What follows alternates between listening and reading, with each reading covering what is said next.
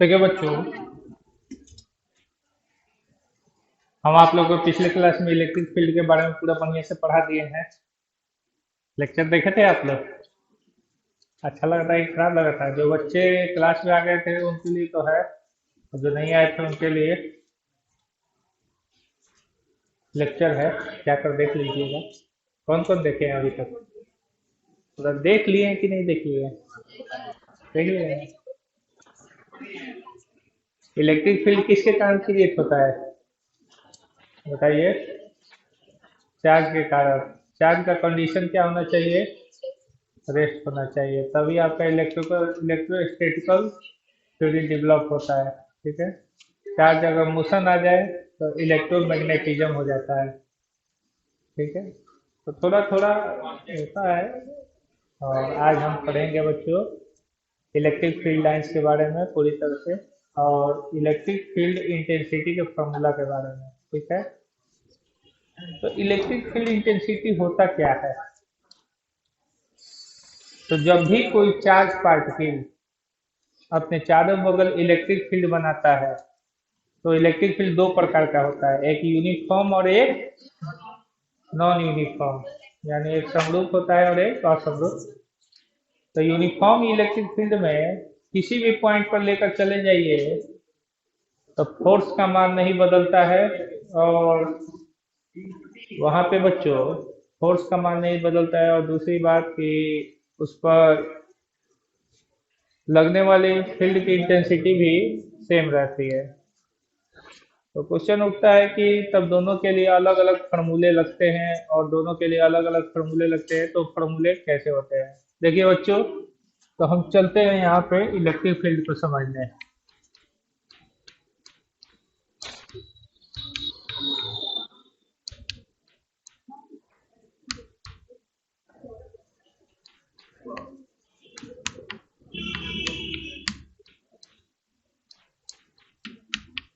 विद्युत क्षेत्र। विद्युत क्षेत्र भी कितने प्रकार का बच्चों? दो प्रकार का। कैसे? तो यहाँ पे देखिए बच्चों, एक हो जाएगा यूनिफॉर्म। एक यूनिफॉर्म इलेक्ट्रिक फील्ड है, और दूसरा क्या है बच्चों? नॉन यूनिफॉर्म है।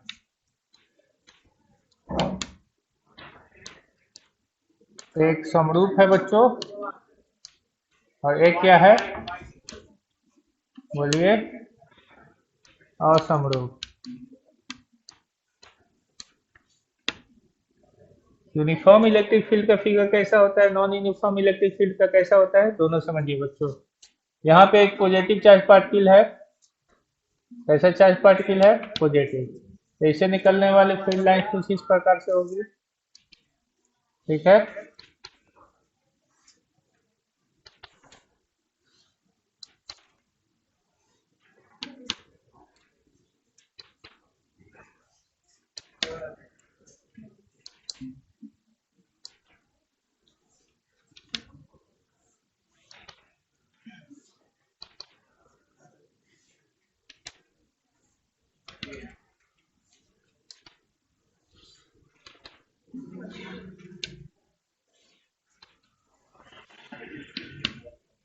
ठीक है बच्चों, ये है हमारी नॉन यूनिफॉर्म इलेक्ट्रिक फील्ड। असमरूप। असमरूप होने का मतलब जैसे जैसे पास आएंगे इलेक्ट्रिक फील्ड लाइंस, एकदम electric field lines close compact होती जाती है।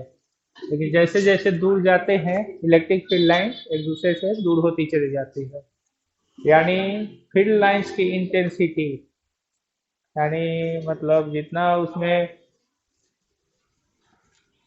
घनत्व अगर देखा जाए, तो फील्ड लाइन की डेंसिटी अगर यहाँ पे देखते हैं तो एकदम काफी डेंसिटी ज्यादा रहता है, लेकिन जैसे जैसे दूर जाते हैं फील्ड लाइंस की डेंसिटी क्या होती जाती है? कम होती जाती है, इनका घनत्व कम होते जाता है। तो उसी तरह से जैसे जैसे हम दूर जाएंगे यहाँ पे इंटेंसिटी कम होती जाती है। ठीक है।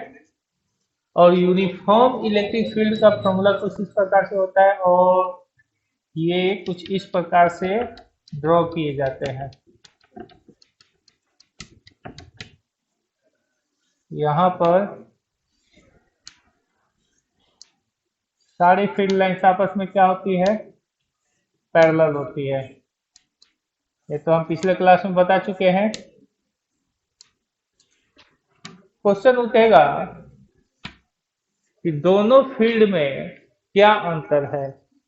तो दोनों फील्ड में यही अंतर है बच्चों कि यहाँ पर अगर एक चार्ज पार्टिकल रखेंगे, जैसे मान लीजिए यहाँ पे इलेक्ट्रॉन हम रखेंगे, इलेक्ट्रॉन का मोशन किधर की तरफ होगा, इधर की तरफ होगा। और यहाँ पे जब हम रखेंगे तो इलेक्ट्रॉन का मोशन किधर की तरफ होगा, इधर की तरफ होगा। ठीक है, तो इस पॉइंट पर हम देखेंगे, इस पॉइंट पर अगर इस पर लगने वाला फोर्स, यहाँ से ये कितनी दूरी है बच्चों, ये दूरी हम r1 ले लेते हैं। कितना ले लेते हैं बच्चों, r1। और यहाँ पे फिर यही इलेक्ट्रॉन रखेंगे, ये दूरी जो होगा हमारा क्या हो जाएगा बच्चों, r2 हो जाएगा। तो इस इलेक्ट्रॉन पर यहाँ पे लगने वाला फोर्स अगर F1 होगा तो यहाँ पे लगने वाला फोर्स क्या हो जाएगा बच्चों, F2 हो जाएगा। और ये कभी आपस में इक्वल नहीं होगा। ठीक है, यानी इसमें इलेक्ट्रिकल फोर्स वैरी करेगा। इसमें इलेक्ट्रिकल फोर्स क्या करेगा बच्चों, यानी विद्युतीय बल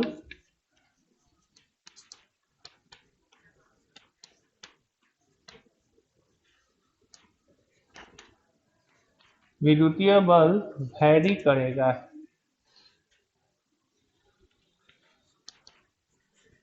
यानी परिवर्तनशील होगा।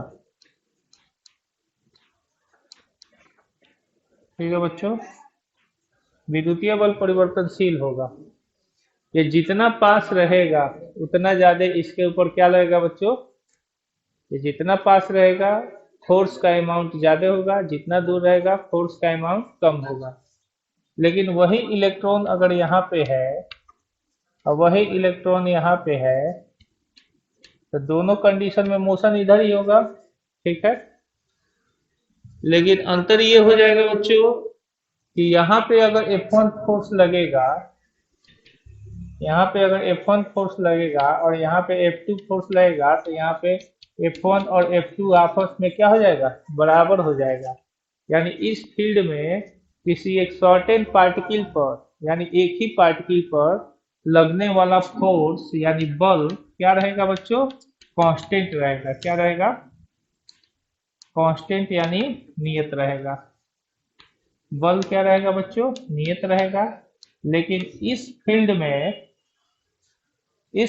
में बच्चों क्या होगा, इस फील्ड में एक सर्टेन पार्टिकल, यानी सर्टेन पार्टिकल मतलब वो एक ही कण होना चाहिए, उस पर लगने वाला फोर्स क्या करेगा बच्चों, वैरी करेगा, परिवर्तनशील होगा।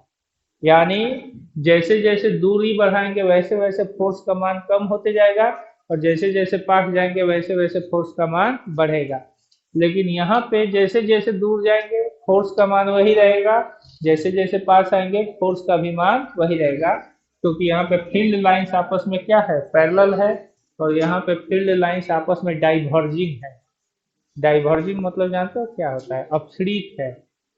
ठीक है, अपसरित है। तो दोनों में अंतर है। यहाँ पे फील्ड लाइंस आपस में क्या है बच्चों, पैरेलल है। फील्ड लाइंस क्या है बच्चों, पैरेलल। पैरेलल यानी क्षेत्र रेखाएं आपस में समानांतर है। और यहाँ पे फील्ड लाइंस क्या है बच्चों, यहाँ पे फील्ड लाइंस आपके डाइवर्जिंग है।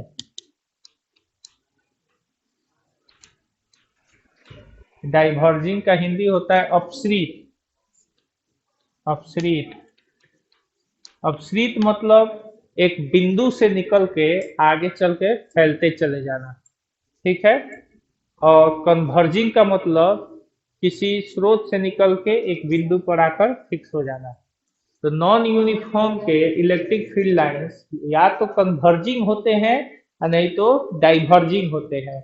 माइनस के लिए कन्वर्जिंग हो जाएंगे, माइनस चार्ज के लिए आप देखते हो कि सारी फील्ड लाइंस उस पर आके एक बिंदु पर सीमित हो जाती है। तो वहां पे फील्ड लाइंस कन्वर्जिंग हो गई। लेकिन प्लस चार्ज के लिए आप लोग देखते हो कि फील्ड लाइंस निकल के चारों दिशाओं में फैल जाती है, तो यहाँ पे फील्ड लाइंस क्या हो गई, डाइवर्जिंग हो जाएगी। तो बताइए बच्चों, दोनों में क्या हो जाएगा, दोनों में अंतर ये होगा बच्चों, दोनों में अंतर एक होगा। पहले वाले में इलेक्ट्रिक फील्ड इंटेंसिटी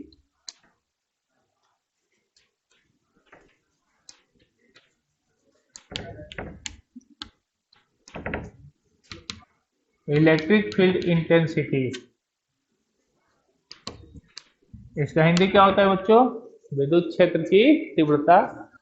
विद्युत क्षेत्र की तीव्रता यहाँ पे जानते हो क्या करेंगी, इसमें बच्चों हर एक बिंदु पर सेम रहेगी कि अलग अलग हो जाएगी, अलग अलग हो जाएगी। जैसे आप लोग देखें कि यहाँ पे फील्ड लाइंस यहाँ पे पास पास थी, तो यहाँ पे इंटेंसिटी ज़्यादा होगा, लेकिन जैसे जैसे दूर जाओगे इंटेंसिटी क्या होती जाएगी, कम होती जाएगी। यानी ये पॉइंट पर अगर इंटेंसिटी E1 है, क्या है, E1 है, इस पॉइंट पर क्या है बच्चों, E2 है, तो यहाँ पे इलेक्ट्रिक फील्ड इंटेंसिटी क्या करेंगे बच्चों, वैरी करेगा।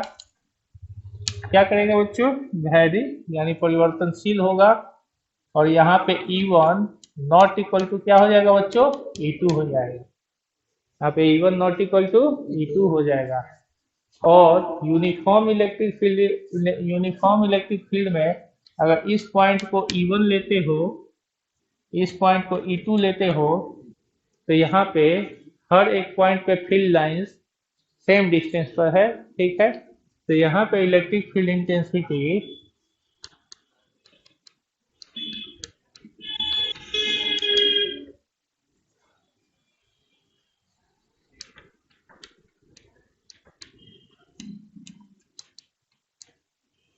यहाँ पे इलेक्ट्रिक फील्ड इंटेंसिटी क्या हो जाएगा बच्चों, क्या होगा, यहाँ पे इसमें इलेक्ट्रिक फील्ड इंटेंसिटी क्या होगा, बोलो, मतलब इक्वल हो जाएगा, ठीक है।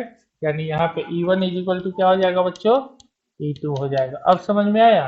तो क्वेश्चन उठेगा कि यूनिफॉर्म इलेक्ट्रिक फील्ड के लिए, यूनिफॉर्म इलेक्ट्रिक फील्ड में किसी पॉइंट पर हमें इंटेंसिटी निकालना है, तो वहाँ पे यूनिफॉर्म इलेक्ट्रिक फील्ड में इंटेंसिटी निकालने के लिए हम कैसे निकालेंगे किसी पॉइंट पे इलेक्ट्रिक फील्ड इंटेंसिटी, तो ये हम आपको समझा रहे हैं। और नॉन यूनिफॉर्म में जाइएगा तो वहाँ पे कैसे निकालते हैं, तो हम बता रहे हैं।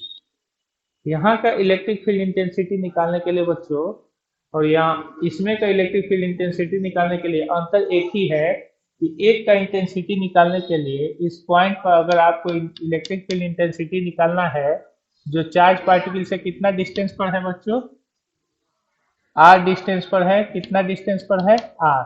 तो यहाँ पे आपको टेस्ट चार्ज लेना पड़ेगा, क्या लेना पड़ेगा, टेस्ट चार्ज।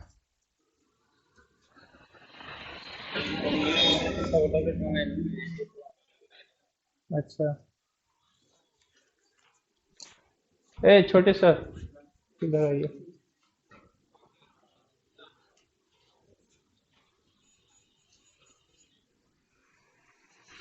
थोड़ा सा अच्छा होगा, टैबलेट ला देंगे।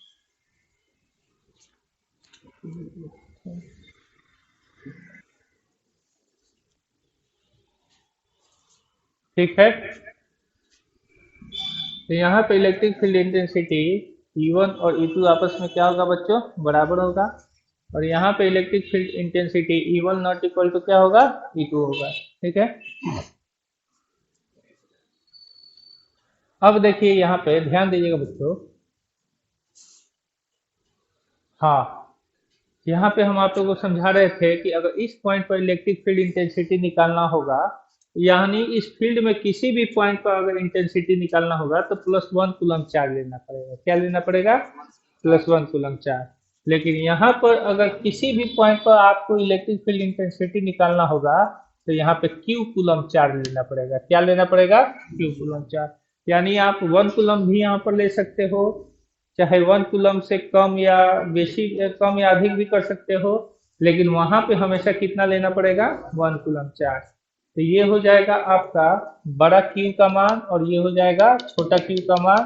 तो यहाँ पे लगने वाला फोर्स का फॉर्मूला हो जाएगा 1/4 पाई एप्सिलॉन नॉट बड़ा Q इंटू छोटा Q, और बटा में क्या हो जाएगा बच्चों, आर स्क्वायर, यहाँ पे छोटा क्यू कर देते हैं,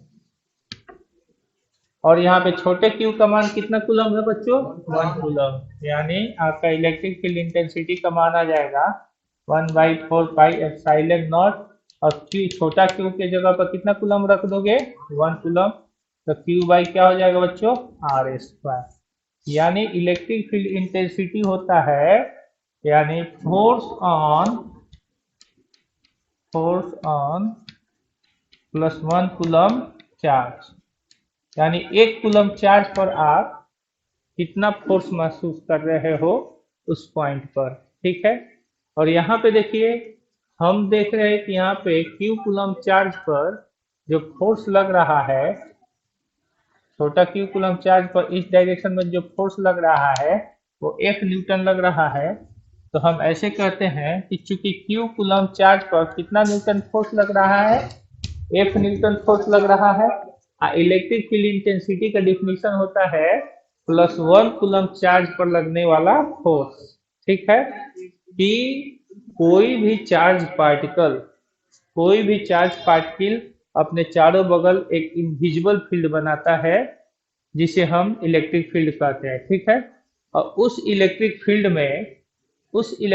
में 1 कूलम चार्ज पर किसी पॉइंट पर कितना फोर्स लगता है, यही उस पॉइंट का उस फील्ड में इंटेंसिटी कहलाती है।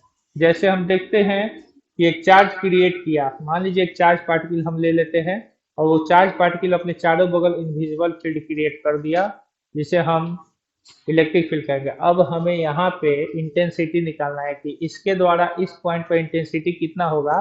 तो वहां पे हमें किसी भी विधि से +1 कूलम चार्ज पर लगने वाला फोर्स निकालते हैं, ठीक है। तो यहाँ पे क्यू कूलम चार्ज पर कितना न्यूटन का फोर्स लग रहा है बच्चों, F न्यूटन का फोर्स लग रहा है। तो इलेक्ट्रिक फील्ड के इंटेंसिटी का डिफिनीशन होता है कि +1 कूलम चार्ज पर लगने वाला फोर्स। तो क्यू कूलम है तो 1 कूलम पर कितना हो जाएगा बच्चों, बोले तो 1 कूलम पर चार्ज जो फोर्स लगेगा, 1 कूलम चार्ज पर जो फोर्स लगेगा वो F/Q न्यूटन हो जाएगा, ठीक है। और ये 1 कूलम चार्ज पर लगने वाला फोर्स ही हमारा क्या कहलाता है बच्चों, इलेक्ट्रिक फील्ड इंटेंसिटी कहलाता है। तो बताइए बच्चों, दोनों में अंतर है कि नहीं है, है कि नहीं है, है। तो यहाँ पे हम देख रहे हैं कि नॉन यूनिफॉर्म फील्ड में हर एक पॉइंट के इलेक्ट्रिक फील्ड इंटेंसिटी का formula E = 1/4 pi epsilon not Q/r² होता है। और यहाँ पे यूनिफॉर्म में E क्या होता है, F/Q होता है। यानी ये इंटेंसिटी वेरिएबल है, क्या है बच्चों, ये इंटेंसिटी वेरिएबल है, यानी ये बदलेगा, वेरिएबल है, समझ रहे हो ना, यानी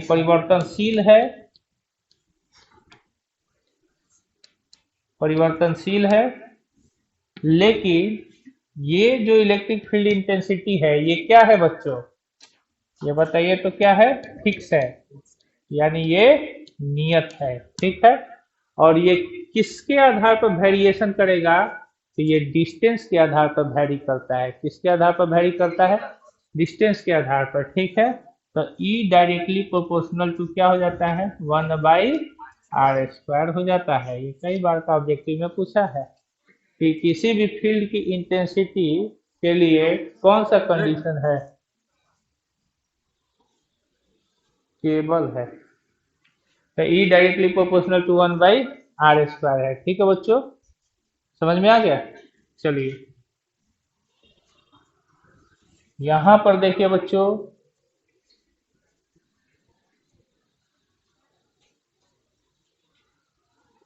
तो अब समझ में आ गया कि कुछ और भी समझना है, यहाँ पे पूरा समझ में आ गया। अब देखिए, इलेक्ट्रिक फील्ड डिस्टेंस के ऊपर तो निर्भर करता ही करता है। तो जैसे जैसे चार्ज सोर्स से, मतलब चार्ज पार्टिकल से हम जैसे जैसे डिस्टेंस बढ़ाएंगे, इलेक्ट्रिक फील्ड इंटेंसिटी कम होता जाएगा। चार्ज का मान जितना बढ़ाएंगे या घटाएंगे, इलेक्ट्रिक फील्ड इंटेंसिटी उतना ही स्ट्रॉन्ग या उतना ही वीक बनेगा। अगर यहाँ पे हेवी अमाउंट का चार्ज होगा तो फील्ड स्ट्रॉन्ग बनेगा, लो अमाउंट का चार्ज होगा तो फील्ड वीक बनेगा, कमजोर बनेगा, ठीक है। उसके बाद इलेक्ट्रिक फील्ड इंटेंसिटी किस पर डिपेंड करता है बच्चों, एप्सिलॉन नॉट, यानी मीडियम पर भी निर्भर करता है। तो इलेक्ट्रिक फील्ड इंटेंसिटी को इफेक्ट करने वाले फैक्टर कौन कौन है। तो बच्चों सबसे पहले चार्ज है, दूसरा पहला डिस्टेंस है, और तीसरा क्या है, मीडियम है, ठीक है। और यूनिफॉर्म के लिए बच्चों, तो इलेक्ट्रिक फील्ड इंटेंसिटी को वैरी कराने के लिए इलेक्ट्रिक फील्ड इंटेंसिटी यहाँ पे पड़ने वाले चार्ज के अमाउंट के ऊपर वैरी करेगा, और दूसरा इसके आसपास में मीडियम क्या है उसके ऊपर, लेकिन डिस्टेंस इसके ऊपर कोई इफेक्ट नहीं डालेगा, ठीक है ना। तो यूनिफॉर्म को वो इफेक्ट करने वाले कौन होते हैं, और non uniform electric field intensity को इफेक्ट करने वाले कौन कौन होते हैं, ये सारी बातें हम लोग समझेंगे बच्चों, ठीक है। देखिए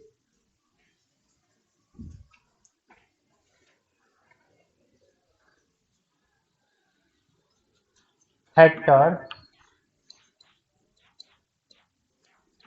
इफेक्ट द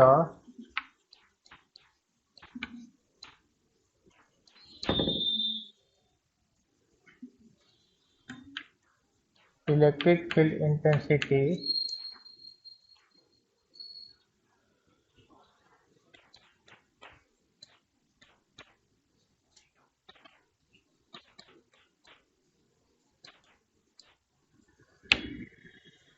दे दीजिए, factor effect the electric field intensity, ठीक है। विद्युत क्षेत्र को विद्युत क्षेत्र की तीव्रता को प्रभावित करने वाले कारक, ठीक है। तो सबसे पहले इसमें हो जाएगा बच्चों no for non uniform electric field, किसके लिए बच्चों, for non uniform electric field,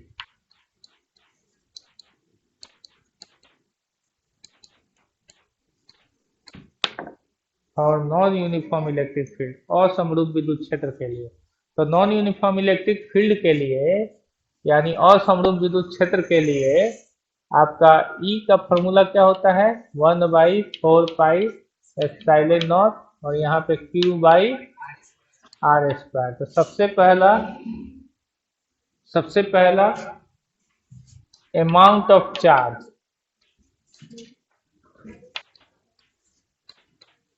समझ रहे हो बच्चों, अमाउंट ऑफ चार्ज यानी आवेश का परिमाण, आवेश के परिमाण का मान ज्यादा होगा तो इलेक्ट्रिक फील्ड इंटेंसिटी का मान क्या होगा बच्चों, ज्यादा होगा। यानी ई डायरेक्टली प्रोपोर्शनल टू क्या हो जाएगा बच्चों, क्यू हो जाएगा, ठीक है, समझ रहे हो ना। दूसरी बात यहाँ पे अगला जो होगा अमाउंट, दूसरा क्या होगा, डिस्टेंस,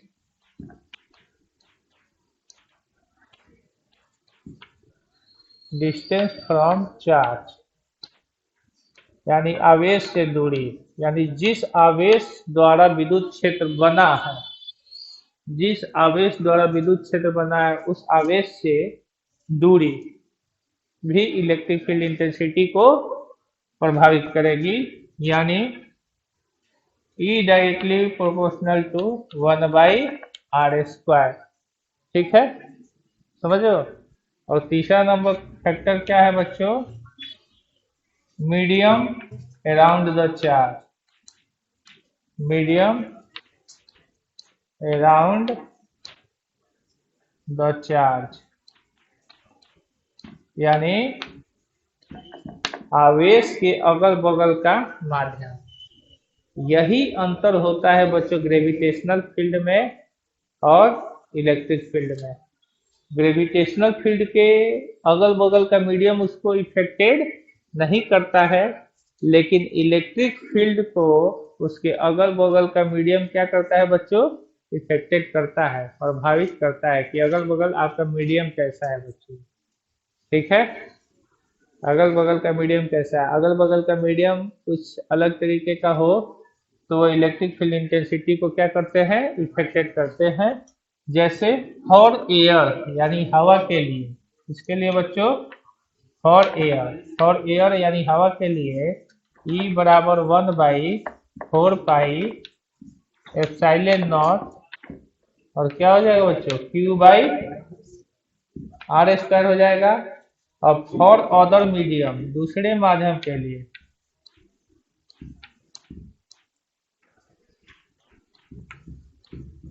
फॉर अदर मीडियम यानी दूसरे माध्यम के लिए E इज इक्वल टू, थोड़ा सा फॉर्मूला में चेंज आ जाता है, 1/4 pi epsilon naught into epsilon r into Q by क्या हो गया बच्चों, r² हो जाता है। समझ में आया कि नहीं समझ में आया? यानी यहाँ पे बच्चों हमारा थोड़ा सा ER इसको क्या कर देगा, इफेक्ट कर देगा। यहाँ पे एप्सिलॉन नॉट था हवा के लिए, अदर मीडियम आ गया तो एप्सिलॉन R हो जाएगा। और ये एप्सिलॉन R क्या है, ये एप्सिलॉन नॉट क्या है बच्चों, हम सब समझाएंगे। और एप्सिलॉन नॉट और एप्सिलॉन R को हम लोग बढ़िया से बच्चों कैपेसिटर में समझेंगे। कैपेसिटर यानी संधारित्र, कैपेसिटी एंड कैपेसिटर, धारिता और संधारित्र, इसमें हम लोग इसको बढ़िया से समझेंगे। और पूरी तरह से ये दोनों मान आपको समझ में आ जाएगा कि ये दोनों क्या चीज़ है। फिलहाल हम इसमें भी हम थोड़ा सा बताएंगे, अभी बताएंगे कि एप्सिलॉन नॉट क्या होता है, एप्सिलॉन आर क्या होता है, हम समझाएंगे। तो चलिए इसको उतारना चाहिएगा आप लोग। इतनी बातें समझ में आ गई है? किसी को कोई कंफ्यूजन है क्या जी? किसी को कोई कंफ्यूजन है बोलिए, किसी को कोई दिक्कत है तो बोलिए। नहीं है तो उतारिए इतनी बातों को।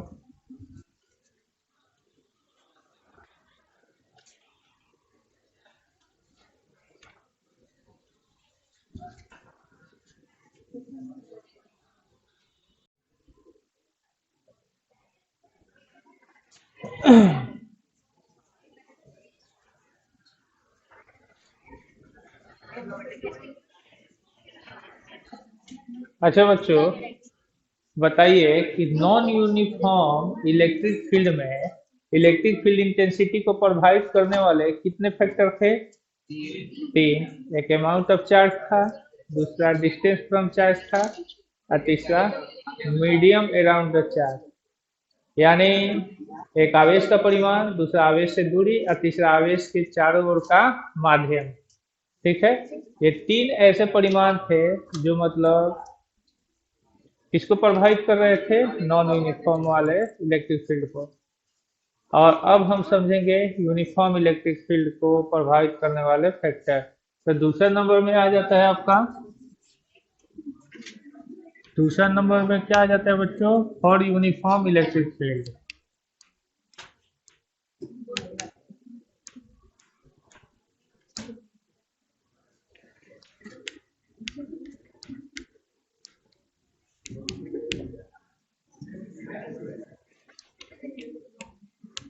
फॉर यूनिफॉर्म इलेक्ट्रिक फील्ड समरूप विद्युत क्षेत्र के लिए। तो समरूप विद्युत क्षेत्र के लिए बच्चों क्या होगा, तो समरूप विद्युत क्षेत्र के लिए सबसे पहला कौन होगा बच्चों, अमाउंट ऑफ चार्ज होगा।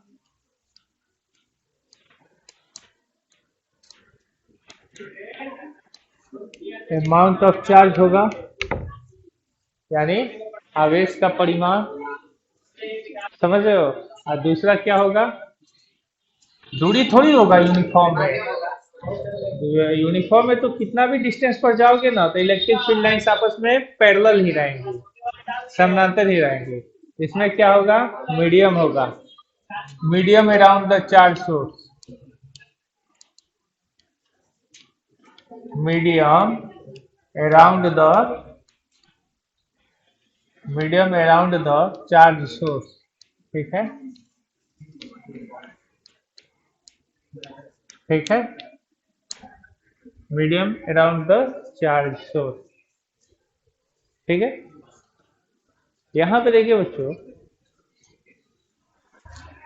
चार्ज सोर्स के अगल बगल का माध्यम भी उसको क्या करता है, प्रभावित करता है।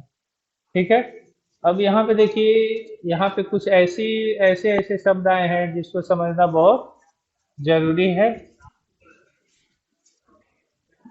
एक मिनट, हाँ बोलिए, क्या कुछ कर रहे हैं सर? सामान और रख रहा है? रख दीजिए, आइए हम बता रहे हैं। उसी गाड़ी पर रख दीजिए।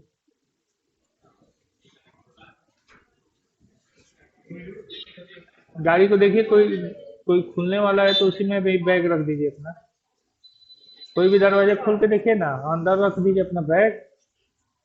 अरे दरवाजा खोलिए ना महाराज, और वहां से थोड़ी दरवाजा खोलिए, पीछे का थोड़ी, आगे का दरवाजा खोलिए। हाँ, उसमें अपना बैग रख दीजिए।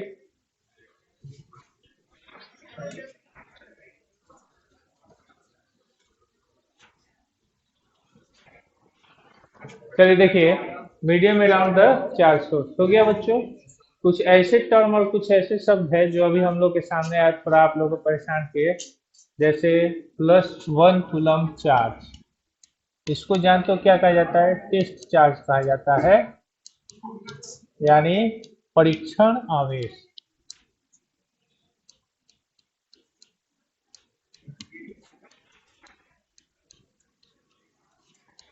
देखिए, परीक्षण आवेश क्या होते हैं बच्चों? तो परीक्षण आवेश ये होता है कि इसी को नॉन यूनिफॉर्म इलेक्ट्रिक फील्ड में रखकर किसी भी पॉइंट का इंटेंसिटी हम लोग क्या कर सकते हैं? आसानी से निकाल सकते हैं, ठीक है। लेकिन यूनिफॉर्म के लिए कोई भी चार्ज लागू है। आप किसी यूनिफॉर्म में किसी भी चार्ज को रख के आप वहां पे इंटेंसिटी आसानी से क्या कर सकते हो बच्चों? निकाल सकते हो। लेकिन नॉन यूनिफॉर्म के लिए +1 कूलम चार्ज को ही रखना है। अब देखिए बच्चों, टेस्ट चार्ज की कहानी हो गई। एप्सिलॉन नॉट क्या होता है? तो देखिए बच्चों, एप्सिलॉन नॉट होता है परमिएबिलिटी ऑफ एयर,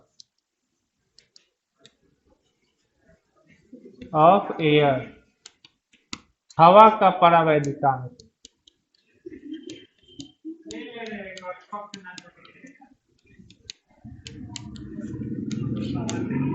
हवा का परावैद्युतांक क्या होता है बच्चों? तो परावैद्युतांक एक टर्म है जो आपको पूरी तरह से समझ में आएगा बच्चों, ये किस चैप्टर में बच्चों? तो जब हम कैपेसिटर पढ़ाएंगे। और ये हवा का परमेबिलिटी जो होता है एप्सिलॉन नॉट, इसका मान क्या होता है बच्चों? 8.85 10⁻⁻12। एक मिनट रुक जाइए। हाँ, कूलम्ब स्क्वायर पर न्यूटन मीटर स्क्वायर हो जाता है इसका। देखिए, ये हवा क्या है बच्चों? हवा क्या है? तो एक प्रकार का डाइलेक्ट्रिक मीडियम है। डाइलेक्ट्रिक मीडियम मतलब, डाइलेक्ट्रिक मीडियम क्या होते हैं? तो देखिए बच्चों, हम बता रहे हैं कुछ ऐसी चीजें हैं जो हम बता रहे हैं, जो आगे चलोगे तो समझ में आएगा। ये पहले है तो थोड़ा सा समझाएंगे, आप लोग समझ में भी नहीं आ सकता है। देखिए, दो प्रकार के मटेरियल होते हैं, एक कंडक्टर मटेरियल होता है और एक इंसुलेटर मटेरियल होता है। यानी एक चालक पदार्थ होते हैं और एक कुचालक पदार्थ होते हैं। कंडक्टर मटेरियल और इंसुलेटर मटेरियल में अंतर क्या होता है? तो हम बता रहे हैं बच्चों कि कंडक्टर मटेरियल से अगर आप इलेक्ट्रिसिटी सप्लाई करोगे तो वो इलेक्ट्रिसिटी को सप्लाई होने देता है। लेकिन उस कंडक्टर मटेरियल को किसी इलेक्ट्रिक फील्ड में रख देते हो, किसी भी इलेक्ट्रिक फील्ड में रखोगे बच्चों, तो इलेक्ट्रिक फील्ड लाइंस उससे पास नहीं करती है, ठीक है। उससे पास नहीं करती है, ठीक है। और यहाँ पे देखिए बच्चों, यहाँ पे समझिए, कंडक्टर मटेरियल से इलेक्ट्रिक फील्ड लाइंस पास नहीं करते हैं। दूसरी बात, इंसुलेटर मटेरियल को ले लोगे तो उससे इलेक्ट्रिसिटी सप्लाई करोगे बच्चों, तो उससे इलेक्ट्रिसिटी सप्लाई नहीं होगा, लेकिन इलेक्ट्रिक फील्ड लाइंस उससे क्या हो जाती है? पास कर जाती है, ठीक है। तो कंडक्टर और इंसुलेटर मटेरियल में यही अंतर होता है कि कंडक्टर से इलेक्ट्रिसिटी पास होगी, लेकिन इलेक्ट्रिक फील्ड लाइंस पास नहीं होगी। और इंसुलेटर मटेरियल से बच्चों इलेक्ट्रिसिटी पास नहीं होगी, लेकिन इलेक्ट्रिक फील्ड लाइंस पास हो जाएगी। अंतर यही होता है दोनों में, ठीक है। तो जब भी इंसुलेटर मटेरियल से इलेक्ट्रिक फील्ड लाइंस पास करती है तो उसको पोलराइज कर देती है। क्या कर देती है? पोलराइज कर देती है, यानी ध्रुवीकृत कर देती है। उसको प्लस और माइनस को सेपरेशन उसमें दिखाती है। तो उनको प्लस और माइनस को सेपरेशन करना, और जितनी ज्यादा इलेक्ट्रिक फील्ड इंटेंसिटी बढ़ाते जाओगे तो एक समय ऐसा आएगा कि उनके प्लस और माइनस मतलब ब्रेक कर जाएंगे, और जब वो ब्रेक कर जाएंगे तो इसका मतलब होगा कि वहां से इलेक्ट्रिसिटी सप्लाई होने लगेगा। यानी एक ऐसा कंडीशन आ जाता है जैसे हवा हवा देखते हो। हवा में अगर हम यहाँ पे बिजली सप्लाई हो रहा है, तार काट दे, तो उस तार से इलेक्ट्रिसिटी आपको निकल के हवा से होते हुए आपको करंट नहीं मार सकती है। लेकिन उसी तार को अगर पानी में हम डाल दें और आपको पानी में खड़ा करा दे तो आपको आपके बाल क्रूर सिंह नियर खड़े खड़े हो जाएंगे। एकदम मतलब बिना डीजे के एकदम थिरकन होने लगेगा शरीर में। दूसरी बात बच्चों कि पानी से होके तो इलेक्ट्रिसिटी सप्लाई कर रही है लेकिन हवा से नहीं कर रही। क्यों? क्योंकि हवा जो है इंसुलेटर है और उसकी एक इफिशियंसी है। अगर उस इफिशियंसी को पार हम कर जाते हैं तो हवा भी कंडक्टर बन जाता है। और उस इफिशियंसी को पार कौन करता है बच्चों? तो वो करता है आपके बादलों के घर्षण के कारण उत्पन्न हुआ हेवी अमाउंट में चार्ज। वो हेवी अमाउंट में चार्ज इतना स्ट्रॉन्ग इलेक्ट्रिक फील्ड बनाता है कि एयर को पहले, एयर आपका क्या है बच्चों? एयर आपके O2 है, N2 है, यही ना है, CO2 है। और हम बताए हैं कि इनके प्लस और माइनस एक दूसरे को क्या रहते हैं? ओवरलैप रहते हैं। क्या रहते हैं? ओवरलैप रहते हैं। और जब ये इलेक्ट्रिक फील्ड के संपर्क में आते हैं, इलेक्ट्रिक फील्ड लाइन के संपर्क में आते हैं, तो इनका माइनस इधर हो जाता है बच्चों और प्लस इधर हो जाता है। यानी ये एक तरह से पोलराइज हो जाते हैं। ठीक है, यानी माइनस सेपरेट हो गया, प्लस सेपरेट हो गया। ठीक है, सेपरेट नहीं हुआ, मतलब थोड़ा थोड़ा एक ही पर अरेंज हो गया और ये डाइपोल बन गए। क्या हो गए? डाइपोल बन गए, द्विध्रुव बन गए। और द्विध्रुव जब बन गए तो जैसे जैसे इंटेंसिटी हम बढ़ाते जाएंगे इनका सेपरेशन क्या होते जाएगा? बढ़ते जाएगा। मजबूत रस्सी है, उसको हम खींचते जा रहे हैं, खींचते जा रहे हैं, एक ऐसा कंडीशन आएगा कि ये क्या हो जाएगा? ब्रेक कर जाएगा। ब्रेक करेगा तो प्लस और माइनस में टूट जाएगा, और प्लस और माइनस में टूट जाएगा बच्चों। तो यही एकदम मतलब कस के मतलब क्या होगा? मतलब क्रैकिंग होगा, समझ रहे हो ना? और क्रैकिंग होगा तो वो हवा को भी चीरते हुए कहाँ तक आ जाएगा बच्चों? जमीन पर आ जाएगा। मतलब जैसे ये दीवार है, इस दीवार को हम लोग धक्का देके तो बाहर नहीं जा सकते हैं, लेकिन महाबली खली को ला दे तो क्या करेगा? मारते हुए तोड़ते हुए निकल जाएगा। समझ रहे हो? पुराना घर हो तो, नया स्ट्रॉन्ग घर फिर सीमेंट को तोड़ना महाबली खली के भी बस की बात नहीं। हाँ, 5 इंच का दीवार होगा तो तोड़ देगा वो। और हम लोग 5 इंच के भी दीवार को तोड़ने में अपना सब कुछ डैमेज कर लेंगे, लेकिन वो उसको ही डैमेज करके निकल जाएगा। तो वही होता है जब हेवी अमाउंट में चार्ज आते हैं ना, बहुत अमाउंट में चार्ज आते हैं, तो वो इंसुलेटर मटेरियल को भी कंडक्टर बनाकर क्या होते हैं बच्चों? निकल जाते हैं। तो वहीं पे ये तोड़ देते हैं। तो ये तोड़ने की जो इफिशियंसी नापता है, यही एप्सिलॉन नॉट नापता है। क्या नापता है बच्चों? एप्सिलॉन नॉट नापता है। ठीक है, समझ में आया? नहीं आया? अब एप्सिलॉन नॉट का ऐसा ही न्यूटन कूलम पर स्क्वायर, कूलम स्क्वायर पर न्यूटन मीटर स्क्वायर कैसे आया? तो आप लोग पढ़ते हो बच्चों, एफ इज इक्वल टू क्या होता है? 1/4 pi epsilon not Q1 Q2 by क्या होता है बच्चों? Are square. एप्सिलॉन नॉट इधर से इधर जाता है, एफ इधर से इधर आता है। ठीक है, तो epsilon naught is equal to क्या हो जाएगा? 1/4 पाई, ठीक है, into Q1 Q2 by F R square. ठीक है, तो इसका एस आई यूनिट लिखोगे बच्चों, एस आई यूनिट लिखोगे एप्सिलॉन नॉट का, तो चार्ज का ऐसा यूनिट क्या होता है? कूलम। इसका भी कूलम, तो कूलम स्क्वायर। और बटा में क्या हो जाएगा? फोर्स का न्यूटन। और ये क्या हो जाएगा? Metre square. तो इसलिए इसको coulomb per newton metre square लिख देते हैं। अब ये जो राशि है ये कांस्टेंट है, और कांस्टेंट का कोई यूनिट नहीं होता है। समझ में आ रहा है सारी बात बच्चों? आ रहा है? अब कोई पूछेगा कि इनका डायमेंशन फार्मूला क्या होता है, तो इसका डायमेंशन फार्मूला हम बता रहे हैं बच्चों। डायमेंशन फार्मूला यानी बीमीय सूत्र। क्या होता है बच्चों? बीमीय सूत्र। तो देखिए एप्सिलॉन नॉट का डायमेंशन फार्मूला क्या हो जाएगा बच्चों? तो कूलम्ब का जानते हो क्या होता है? ए इंटू टी होता है। ए इंटू टी का क्या हो जाएगा बच्चों? Whole square. ठीक है। बाई न्यूटन का होता है एम एल टी के पावर में -2। अब मीटर का हो जाएगा एल और एल के पावर में 2। देखिए बच्चों एप्सिलॉन नॉट का डायमेंशन फार्मूला भी आ गया। ठीक है बच्चों, तो ऐसे हम लोग आसानी से निकाल लेते हैं। पिछले क्लास में तो समझाए थे हम आप लोग को। ये क्या हो जाएगा बच्चों? ए के पावर में 2, टी के पावर में 2 और देख रहे हैं ना एम एल के पावर में क्या हो गया 3 और टी के पावर में -2। ये सारे ऊपर जाएंगे तो इनके साइन चेंज हो जाते हैं। +1 है तो -1, +3 है तो -3 और -2 है तो +2। तो हम लिख सकते हैं ऐसे एप्सिलॉन नॉट का डायमेंशन फॉर्मूला हो जाएगा एम के पावर में -1, एल के पावर में -3 और टी के पावर में 2 और 2 कितना हो जाएगा? टी के पावर में 4 और ए के पावर में 2। तो ऐसे हमारा एप्सिलॉन नॉट का डायमेंशन फॉर्मूला भी आ गया बच्चों। देखिए समझ गए बच्चों? अब यहाँ पे समझिए बच्चों,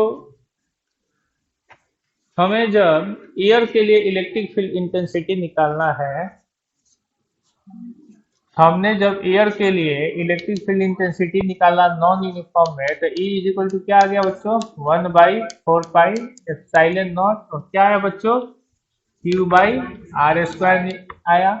और अगर फोर्स का भी फॉर्मूला अगर एयर में निकालते हो, कोलम्बियन फोर्स का, दो चार्ज के बीच में कोलम्बियन फोर्स हमेशा लगता है बच्चों, तो इसका भी फॉर्मूला आपका हो जाता है 1/4 पाई एप्सिलॉन नॉट बड़ा क्यू छोटा क्यू बटा में r²। अंतर यही होता है इन दोनों में ना बच्चों, अंतर यही होता है कि ये +1 कूलम चार्ज पर लगने वाला फोर्स है और ये किसी भी चार्ज पर लगने वाला फोर्स है। दोनों एक तरह से फोर्स ही है। तो ये +1 कूलम चार्ज पर लगने वाला है और ये किसी भी कूलम पर लगने वाला फोर्स है। ठीक है, समझ रहे हो? तो इसका समझिए यहाँ पे बच्चों, तो एक तरह से देखा जाए तो हवा के लिए यहाँ पे एप्सिलॉन नॉट हो जा रहा है, एप्सिलॉन नॉट हो जा रहा है ना। लेकिन फॉर अदर मीडियम अगर निकालोगे आप लोग, फॉर अदर मीडियम दूसरे माध्यम के लिए, किसके लिए बच्चों? दूसरे माध्यम के लिए, तो E इज इक्वल टू क्या हो जाएगा? 1/4 pi epsilon naught into epsilon R और इंटू में क्या हो जाएगा बच्चों? Q/r²।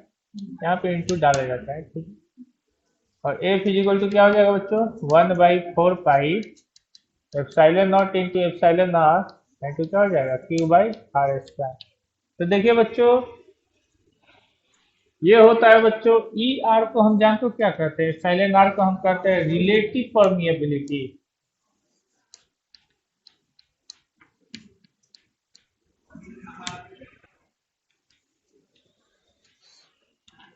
Relative permeability of the medium.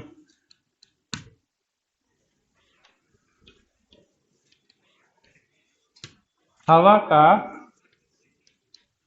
का आपेक्षिक अपवर्तनांक,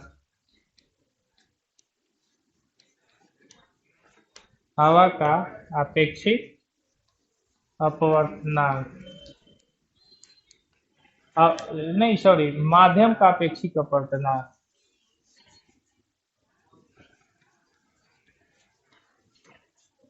आपेक्षिक अपवर्तनांक का सूत्र जानते हो क्या होता है? Relative permeability of the medium, माध्यम का अपेक्षिक अपवर्तनांक का सूत्र होता है बच्चों epsilon R is equal to epsilon medium बटा में एप्सिलॉन नॉट। मतलब उस माध्यम का, सॉरी अपवर्तनांक नहीं, परावैद्युतांक। अपवर्तनांक तो आपका लाइट में आ जाता है, परावैद्युतांक। ठीक है, ये परावैद्युतांक है, relative permeability of the medium, माध्यम का अपेक्षित परावैद्युतांक। यहाँ पे समझिए बच्चों, जैसे epsilon R is equal to क्या हो गया? एप्सिलॉन मीडियम बटा में एप्सिलॉन नॉट।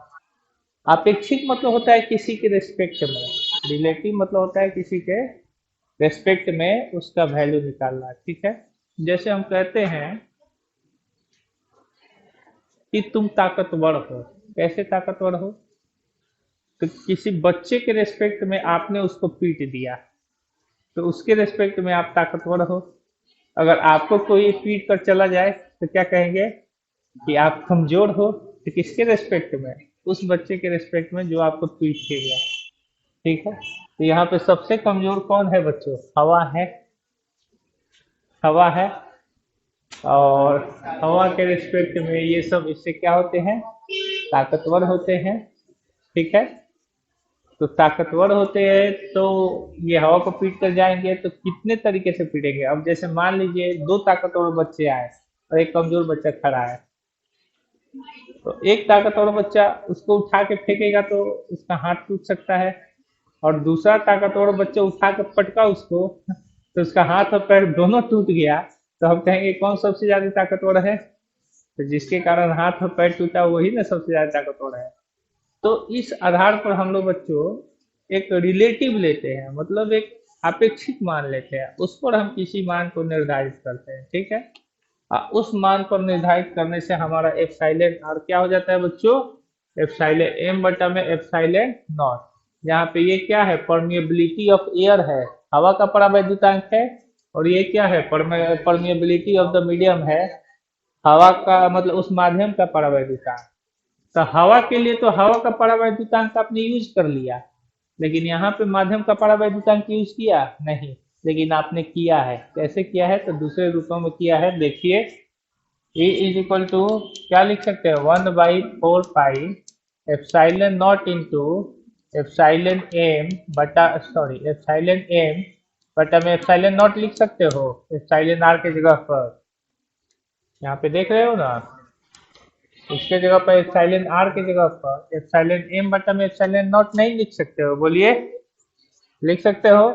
टू में क्या हो गया बच्चों, Q by R square, epsilon naught से एप्सिलॉन नॉट क्या हो गया बच्चों, कैंसिल हो गया। तो यहाँ पे ई का मान क्या आ गया बच्चों, 1/4 पाई एप्सिलॉन मीडियम आ गया ना। हवा के लिए एप्सिलॉन नॉट था, तो उस मीडियम के लिए एप्सिलॉन मीडियम हो गया। तो अब समझ में आया एप्सिलॉन नॉट के साथ क्यों एप्सिलॉन आर लगाया गया, इसलिए एप्सिलॉन आर लगाया गया। एप्सिलॉन नॉट से एप्सिलॉन नॉट कैंसिल हो जाएगा, तो क्या बच जाएगा, एप्सिलॉन बच जाएगा, मीडियम बच जाएगा। तो इस आधार पे यह हमारा हो जाएगा बच्चों क्यू बाई आर स्क्वायर, और उसी आधार पर फोर्स का भी अगर हम लोग करेंगे तो 1/4 पाई एप्सिलॉन नॉट इंटू क्या है, एप्सिलॉन आर है ना तो बेटा, तो इसको हम लिख सकते हैं एप्सिलॉन एम बटा में एप्सिलॉन नॉट, एंड टू में क्या हो जाएगा बच्चों, क्यू क्यू और बटा में आर स्क्वायर, एप्सिलॉन नॉट से एप्सिलॉन नॉट क्या हो गया, कैंसिल। तो मीडियम का परमिएबिलिटी आ गया कि नहीं आ गया, माध्यम का परावैद्युतांक। तो बताइए अब समझ में आया कि एप्सिलॉन नॉट के साथ क्यों एप्सिलॉन आर लगा, क्योंकि इसके एप्सिलॉन नॉट से इसका एप्सिलॉन नॉट कैंसिल हो जाएगा, तो उस मीडियम का परमिएबिलिटी बच जाएगा, ठीक है। तो ए फिजिकल टू क्या हो जाएगा बच्चों, 1/4 पाई एप्सिलॉन एम इंटू बड़ा क्यू और छोटा क्यू बटा में आर स्क्वायर। समझ में आया। तो ये कहानी होती है बच्चों, बहुत सारी चीजें होती है। अब हम लोग थोड़ा सा तो जो भी चीजें थी एप्सिलॉन आर ये भी हम लोग समझ गए कि एप्सिलॉन आर क्या होता है, तो एप्सिलॉन एम बटा में एप्सिलॉन नॉट होता है। और इसको हम लोग पूरी तरह से डिफाइन करेंगे किस चैप्टर में, तो कैपेसिटर चैप्टर में। किस चैप्टर में, कैपेसिटर चैप्टर में। बहुत मजा आएगा बच्चों कैपेसिटर चैप्टर जब हम लोग पढ़ेंगे तब। समझ में आया, बोलिए।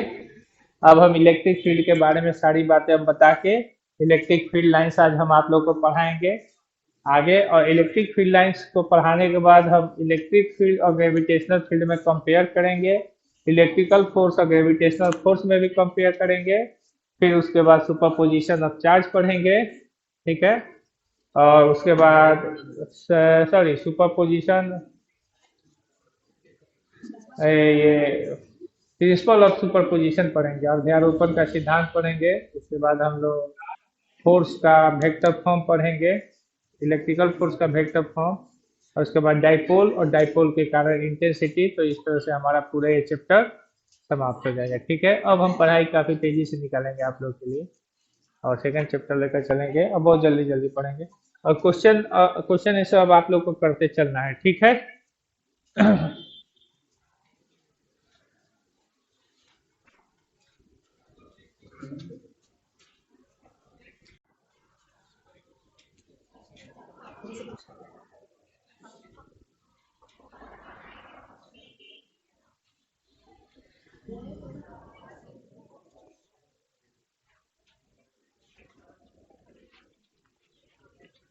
देखिए बच्चों,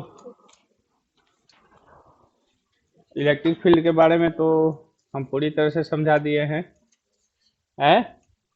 अब आज हम लोग पढ़ेंगे इलेक्ट्रिक फील्ड लाइंस, विद्युत क्षेत्र रेखाएं। विद्युत क्षेत्र रेखाएं क्या होती है आप लोग को मालूम है ना?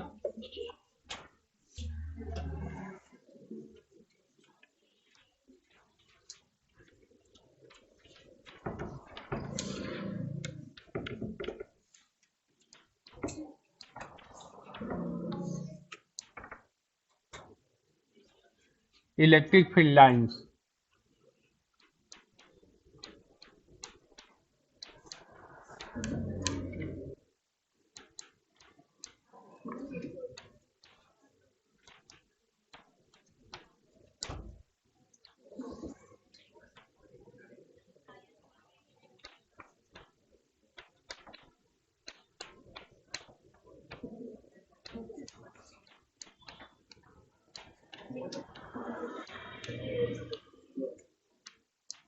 बुक में उसका डिफिनीशन देखिए तो क्या दिया हुआ है विद्युत क्षेत्र रेखाओं का। पढ़िए, विद्युत क्षेत्र रेखाएं किसे कहते हैं? मिला? नहीं मिलेगा क्योंकि रात में तो पढ़ना है नहीं आप लोग को। जो पढ़ा रहता है उसको पता रहता है कि कौन सा हेडिंग कहाँ है कहाँ नहीं है। कुछ तो बुक्स भी नहीं लाए हैं आप लोग, इतने पढ़ने वाले हैं बहुत ज्यादा। अल्बर्ट आइंस्टाइन के काका हैं आप लोग। देखिए, विद्युत क्षेत्र रेखाएं क्या होते हैं? तो देखिए, जब भी कोई पार्टिकल चार्ज होता है, जब भी कोई पार्टिकल चार्ज होता है यानी कोई वस्तु आवेशित होता है, तो वो अपने चारों बगल इनविजिबल फील्ड क्रिएट करता है, अपने चारों बगल अदृश्य क्षेत्र उत्पन्न करता है। और वो चार्ज पार्टिकल रेस्ट में होना चाहिए। किस में होना चाहिए? रेस्ट में। तो उस चार्ज पार्टिकल के चारों बगल जो इनविजिबल फील्ड बना है उसको दर्शाने के लिए हम जिन हाइपोथेटिकल लाइंस का यूज करते हैं, हाइपोथेटिकल लाइंस यानी काल्पनिक रेखाएं। और ये काल्पनिक रेखाएं सीधी भी होती है और वक्र भी होती है। वक्र मतलब समझते हो? सीधी। तो ये काल्पनिक रेखाएं सीधी भी होती है और वक्र भी होती है। और इन काल्पनिक रेखाओं को हम इलेक्ट्रिक फील्ड लाइंस कहते हैं यानी विद्युत क्षेत्र रेखाएं कहते हैं। ये एक प्रकार का हाइपोथेटिकल लाइंस होते हैं। कैसे होते हैं? हाइपोथेटिकल लाइंस यानी काल्पनिक रेखाएं होती है ये।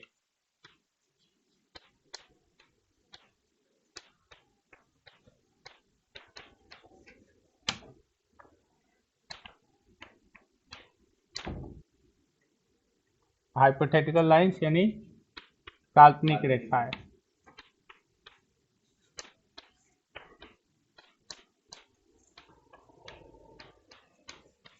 हो गया? ये स्ट्रेट भी होती है यानी सीधी भी होती है और कर्व भी होती है यानी वक्र भी होती है। ठीक है, ये सीधी भी होती है और वक्र भी होती है। डिफिनीशन बहुत बढ़िया लिखा है आप लोग को बुक में, वो सीधी भी होती है और वक्र भी होती है। समझ लो। दूसरी बात कि ये पॉजिटिव चार्ज से क्रिएट होती है और निगेटिव चार्ज पर इंड होती है। किससे क्रिएट होती है? पॉजिटिव चार्ज से क्रिएट होती है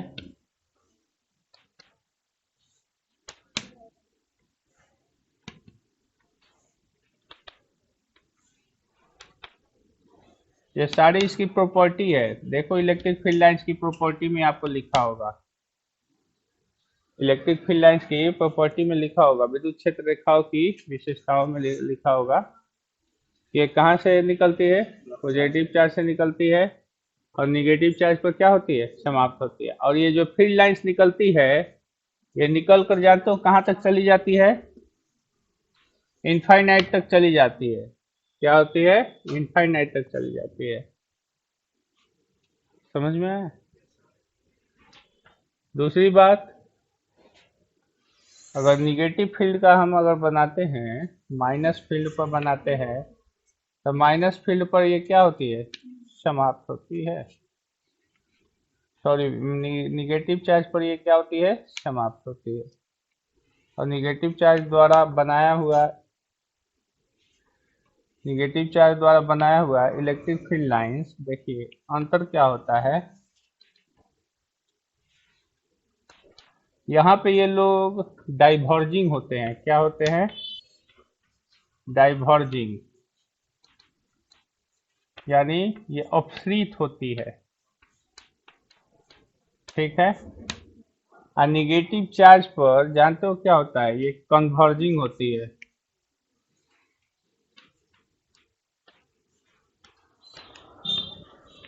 यानी इसका हिंदी क्या हो जाएगा, अभिसरित होती है। ये यहाँ पर अभिसरित होती है और ये यहाँ पर अपसरित होती है, ठीक है। अब देखिए, पॉजिटिव चार्ज से निकलने वाली अपसरित होती है, यानी एक बिंदु सोर्स से निकल के वो फैलती चली जाती है। और निगेटिव चार्ज पर क्या होती है कि सारी पॉइंट्स लाइन आके मिल जाती है, एक बिंदु पर मिलती है, तो उसको हम कहते हैं कन्वर्जिंग, यानी अभिसरित। दूसरी बात कि ये सतह से जिस किसी भी चार्ज पार्टिकल से जो ये क्रिएट होती है, वो उस सरफेस से हमेशा परपेंडिकुलर होती है। क्या होती है, परपेंडिकुलर होती है, यानी 90 डिग्री का कोण बनाती है। कितना डिग्री का कोण बनाती है, 90 डिग्री का, चाहे वो निकल रही हो और चाहे वो उसमें समाहित हो रही हो, दोनों कंडीशन में ये 90 डिग्री के ही कोण पर बनाती है। और चार्ज पार्टिकल का जो सरफेस होता है, चार्ज पार्टिकल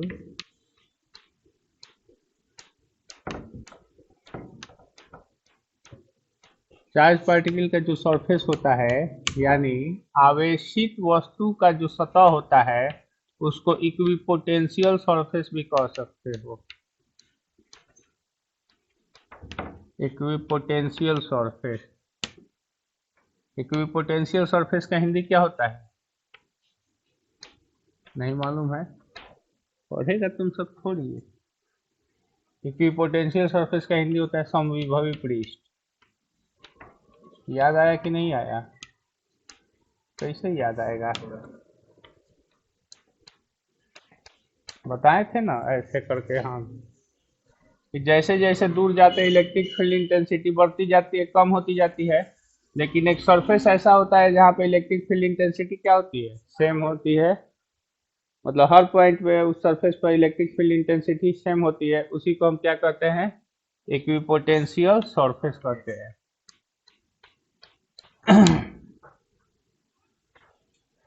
उसके बाद बता रहे हैं बच्चों, इलेक्ट्रिक फील्ड लाइंस कभी भी बीच में से नहीं ब्रेक करती। इलेक्ट्रिक फील्ड लाइन कभी भी बीच में से ब्रेक नहीं करती है।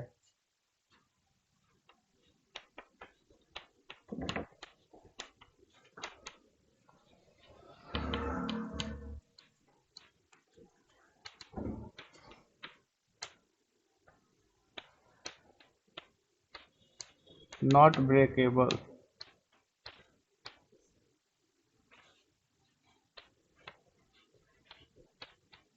विद्युत क्षेत्र रेखाएं जो होती है बीच में से नहीं टूट सकती है, वो टूटने वाली नहीं होती है। और ये स्टार्ट करती है चार्ज पार्टिकल से और चली जाती है कहाँ तक, इनफाइनाइट तक, ठीक है। कहाँ तक चली जाती है, इनफाइनाइट तक। यानी इनका इफेक्ट जो होता है इनफाइनाइट तक चला जाता है, चाहे वो छोटा से छोटा चार्ज पार्टिकल क्यों ना हो, कितना भी छोटा चार्ज पार्टिकल है उसके फील्ड लाइंस अपना इफेक्ट इनफाइनाइट तक दिखाती है, या उसका फील्ड अपना इफेक्ट इनफाइनाइट तक दिखाता है, बट ग्रेविटेशनल का इनफाइनाइट तक नहीं जाता है। इस आधार पर हम कह सकते हैं कि मतलब ग्रेविटेशनल फील्ड के रेस्पेक्ट में इलेक्ट्रिक फील्ड काफी स्ट्रांग होता है। क्या होता है? स्ट्रांग होता है। इसीलिए इलेक्ट्रिकल फोर्स हमेशा ग्रेविटेशनल फोर्स के रेस्पेक्ट में काफी स्ट्रांग होता है। मतलब जैसे एक हाथी और चींटी के बराबर तुलना की जाए तो हाथी आपका हो जाएगा इलेक्ट्रिकल फील्ड और चींटी जो हो जाएगा वो हो जाएगा ग्रेविटेशनल फील्ड। ठीक है, तो ये सभी बातें लिखवाना पड़ेगा। हाँ, तुम लोग तो इतना अल्बर्ट आइंस्टाइन है कि मेरी बात समझाई बातों को याद रखता है। एक सम विभुई पृष्ठ का हिंदी पूछ दिए तो तुम लोग को नहीं याद है, जबकि हम पिछले क्लास में पढ़ाए हैं ये सब चीज। तो तुम लोग कितना कॉन्शस होके पढ़ रहे हो ये तुम लोग के चेहरे से झलकता है। समझ में आया? चलिए,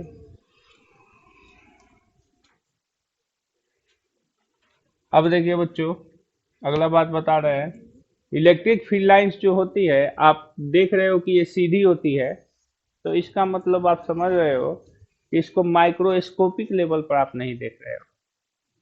माइक्रोस्कोपिक लेवल पर इसको देखोगे, छोटे पोर्शन पर देखोगे तो जानते हो क्या होगा? वो आपको कुछ इस प्रकार से दिखाई देंगी, इस प्रकार से चलती हुई दिखाई देंगी। ठीक है,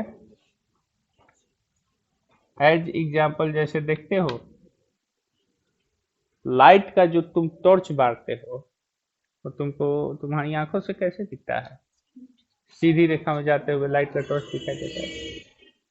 लेजर लाइट भी बारोगे एकदम स्ट्रेट लगता है कि स्ट्रेट कोई लाइन जाके मार रहा है, उस पर स्ट्राइक कर रहा है। मतलब एकदम स्ट्रेट रेड रेड बिंदी जाके उसको क्या कर रहा है? स्ट्राइक कर रहा है। धुएं में अगर लेजर लाइट मारोगे तो लगेगा कि एकदम जा रहा है। ये तो हवा में उसको जलाओगे तो क्या होगा? सीधी सीधी मतलब कोई उसमें उसका पाथ नहीं दिखाई देगा। नहीं, आपको टॉर्च का आपका पाथ दिखाई दे जाता है लेकिन उसका नहीं दिखाई देगा, वो सीधे बिंदी दिखाई देगा। लेकिन वही धुएं में जब जला के देखोगे ना तब तुम्हें पता चल जाएगा। लेजर बीम धुएं में दिखाई देते हैं। फिल्मों में नहीं देखते हो कि जब तिजोरी में चोरी करने जाता है हीरो तो क्या करता है? देखता है कि पहले वहां पे तिजोरी है, बीच में खाली रास्ता है, तो इतना आसान रास्ता तो नहीं रहता है, तो वहां पे वो धुआं छोड़ता है, चाहे कुछ धूल उड़ाता है, तो उसे लेजर बीम दिख जाते हैं, तो लेजर बीम से बच के निकल के तब जाके तिजोरी तोड़ के लेके आता है। हैं? समझ में आया कि नहीं आया? तो ये कहानी है बच्चों। तो लेजर बीम हमें सीधे दिखाई देता है लेकिन वो वास्तव में होता नहीं है। उसको माइक्रोस्कोपिक लेवल पर, माइक्रोस्कोपिक का न्यूट्रॉन इलेक्ट्रोनस्कोपिक लेवल पर देखेंगे तब पता चलेगा कि वो ऐसे चलते हुए दिखाई देता है। तो यही आपकी वो फील्ड लाइंस है जिसका वाइब्रेशन ऊपर और नीचे होता है, लेकिन प्रोपागेशन किधर की तरफ होता है? आगे की तरफ। वाइब्रेशन यानी कंपन किधर है बच्चों? ऊपर नीचे है, लेकिन प्रोपगेशन किधर की तरफ है? आगे की तरफ। जैसे पानी में उठता हुआ जल तरंग कैसे कंपन करता है? ऊपर नीचे कंपन करता है, लेकिन चलता किधर की तरफ है? आगे की तरफ। उसी तरह से ये इलेक्ट्रिक फील्ड लाइंस आगे की तरफ ऐसे चलती है। ठीक है, यही है इलेक्ट्रिक फील्ड लाइंस के ये डायरेक्शन। ठीक है, अब समझ में आया इलेक्ट्रिक फील्ड लाइंस कैसे चलती है? तो ये होती है बच्चों इलेक्ट्रिक फील्ड लाइंस के चलने का थी, ये ट्रांसवर्स के रूप में चलती है। किस रूप में?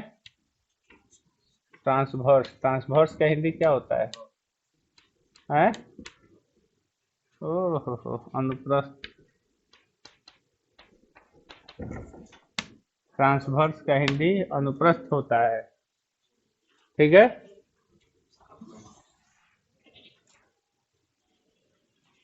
समझ में आया? अब देखिए यहाँ पे इलेक्ट्रिक फील्ड लाइंस आपको कैसे दिखाई दी बच्चों? स्ट्रेट दिखाई दी। क्या दिखाई दी? स्ट्रेट।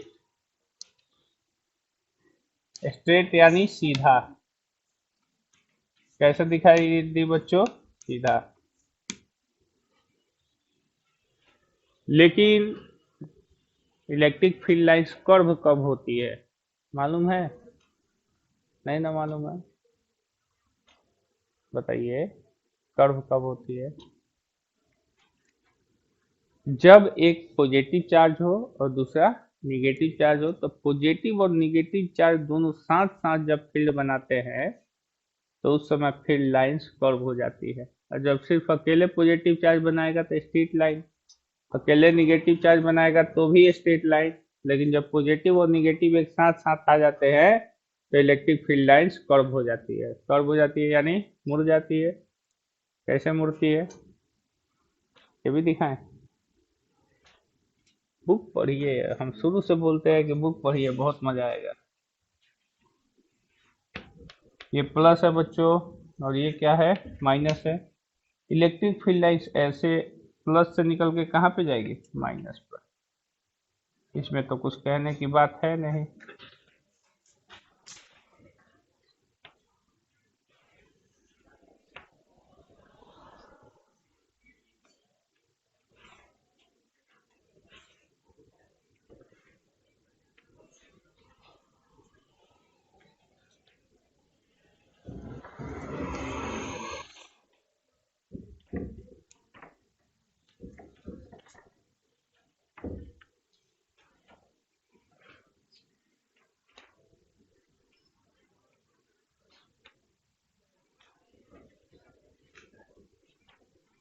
देख रहे हैं आप लोग, क्या ये स्ट्रेट लाइन है या कैसी लाइन है?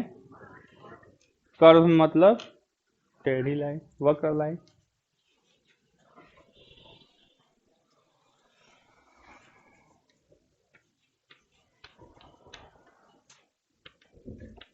ये कर्व लाइन है, ठीक है। बहुत अच्छा।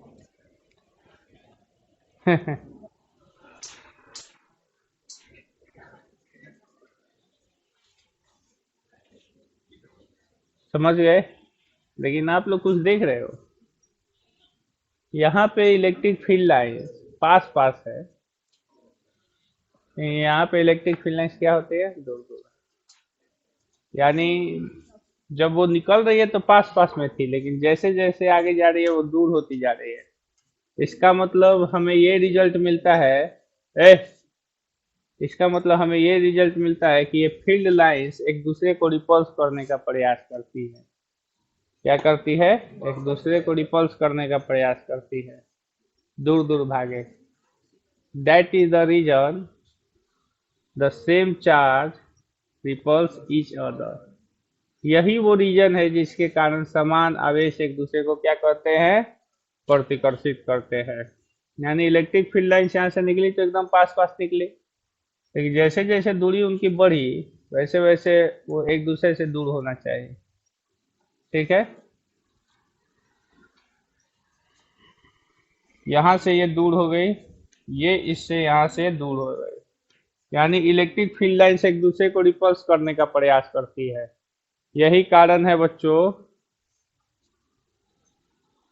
कि इलेक्ट्रिक फील्ड लाइंस के एक दूसरे के रिपल्स करने के कारण में यहाँ से पास पास निकली, लेकिन धीरे धीरे ये क्या होती जाती है, दूर होती जाती है। ये एक दूसरे को रिपल्स करने का प्रयास करती है। इलेक्ट्रिक फील्ड लाइंस एक दूसरे को क्या करने का प्रयास करती है, रिपल्स करने का।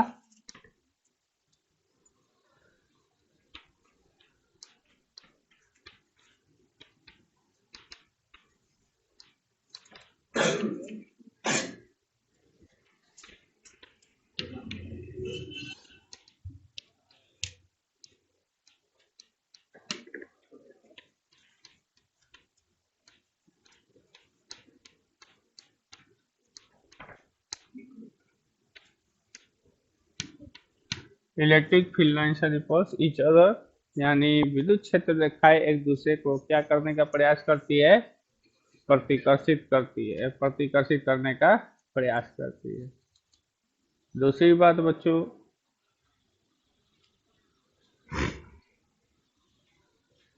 यही है यही वो कारण है जिसके कारण क्या होता है बच्चों, सेम चार्ज, देखिए सारी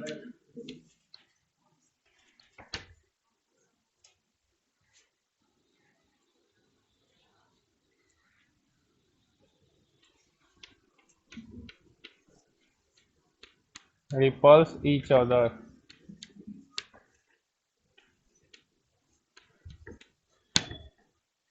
यही वो रीजन है कि समान आवेश एक दूसरे को क्या करते हैं, प्रतिकर्षित करते हैं। ठीक है। दूसरी बात बच्चों कि इलेक्ट्रिक फील्ड लाइंस जो होती है फ्लेक्सिबल फ्लेक्सिबल स्ट्रिंग जैसी होती है, यानी लचीली डोरी जैसी। लचीली डोरी, ये वही लचीली डोरी है, समझ रहे हो, ये वही लचीली डोरी है। ये हमेशा सिकुड़ने का प्रयास करती है। किसका प्रयास करती है, सिकुड़ने का प्रयास करती है।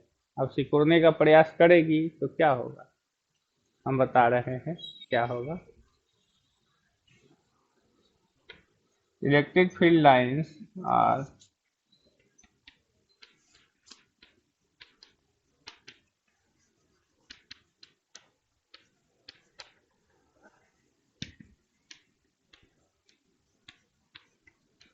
एज लाइक ए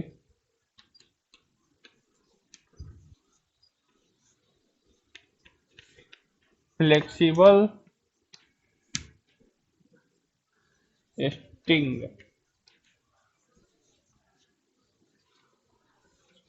ये लचीली तागे की तरह होती है, लचीली डोरी की तरह होती है, फ्लेक्सिबल रोप कर दो।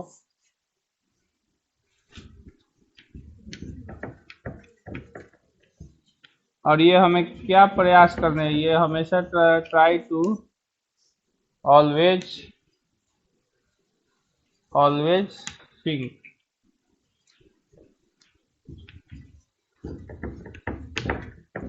ये हमेशा सिकुड़ने का प्रयास करती है। क्या करती है बच्चों, सिकुड़ने का। तो जब ये सिकुड़ने का प्रयास करेगी बच्चों, तो देखिए क्या होगा, समझो इस बात को। आप जानते हो कि प्लस चार्ज से निकल के लाइन किस में जाती है, माइनस चार्ज। तो देखिए ये प्लस से निकली और कहाँ पे गई बच्चों, माइनस पर। तो ये ऐसे निकली और इसमें क्या हो गई बच्चों, ऐसे समाहित हो गई। ठीक है, प्लस से निकल के किस में चली गई, माइनस में। अब जब ये माइनस में समाहित हो गई है ना, तो अब ये सिकुड़ेगी, ये रस्सी क्या होगा, सिकुड़ेगा। निकल के इसमें से चला गया है, लेकिन अब निकल के जाने के बाद अब ये अस्थिर हो गया है, स्थिर हो गया। लेकिन अब स्थिर होने के बाद अब ये सिकुड़ने का प्रयास करेगा, समझो ना। जैसे जोंक चलता है, देखे हो ना, लमड़ता है फिर खींचता है, लमड़ता है खींचता है। तो उसी तरह से ये लमड़ के इसमें, मतलब लमड़ के इसमें प्रवेश कर जाएगी और फिर उसके बाद सिकुड़ने का प्रयास करेगी। तो जब ये सिकुड़ने का प्रयास करेगी तो जानते हो ये कुछ इस प्रकार से हो जाएगा, ये प्लस और ये माइनस और ये, समझ रहे हो, सिकुड़ रही है। ठीक है, तो सिकुड़ेगी तो प्लस इधर आएगा, माइनस इधर आएगा। ठीक है, फिर ये और सिकुड़ जाएगी, जानते हो क्या हो जाएगा, प्लस और माइनस एकदम करीब आ जाएगा और ये ऐसे ऐसे ऐसे ऐसे इसी में रह जाएगी। ठीक है, यानी ये पूरी तरह से पास आके अट्रैक्ट हो जाएंगे। और यही वो रीजन है, समझ रहे हो ना, कि opposite charge attract each other. और ये वो रीजन था कि मतलब same charge repels each other. और ये वो रीजन है जिसके कारण अपोजिट चार्ज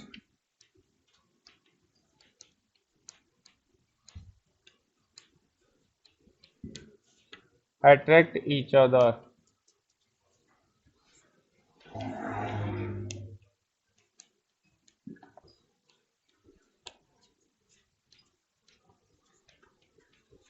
समझ में आया। तो ये सारे फील्ड लाइन की कहानी है बच्चों, जो अब आप लोगों को समझ में आ रही होगी।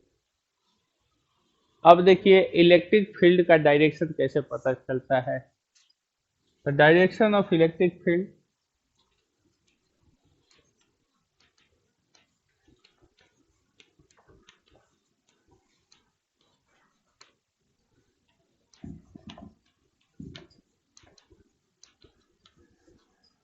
किसी भी फील्ड का डायरेक्शन कैसे बता सकते हो, वो तो अनविजिबल है, वो अनविजिबल है, वो अदृश्य है। तो अगर नहीं सर, अदृश्य कहाँ है, यहाँ पे फील्ड लाइंस तो आप दिखाए हैं तो दिख रहा है, तो दिखता थोड़ी है, वो हम लोग हाइपोथेटिकल लाइंस खींचे हैं, कल्पना किए हैं आपको दिखाने के लिए कि नहीं बेटा ऐसे भी होता है।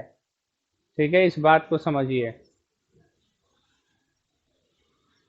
अब तुम कोई चीज कल्पना कर लेते हो, अब जैसे यहाँ पे कल्पना मन ही मन सोचते हो कि मतलब आज लड्डू मिले खाने के लिए, चाउमीन मिले खाने के लिए, लेकिन मिलता है वास्तव में नहीं, कभी तो मिल सकता है, लेकिन जो चीजें सोचते हो नहीं, चीजें होती नहीं है।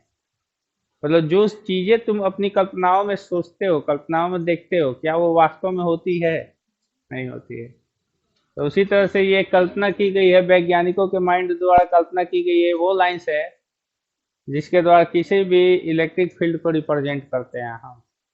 ठीक है, तो जब हम किसी इलेक्ट्रिक फील्ड को रिप्रेजेंट करते हैं इस हाइपोथेटिकल लाइंस द्वारा, तो क्या ये आपको वास्तव में दिखाई देगी, नहीं। तो दिखाई नहीं देगी तो तुमको कैसे पता चलेगा कि फील्ड लाइंस किधर से किधर जा रही है। जब तुम किसी चीज को देख नहीं सकते हो तो कैसे पता करोगे कि फील्ड लाइंस किधर से किधर की तरफ है।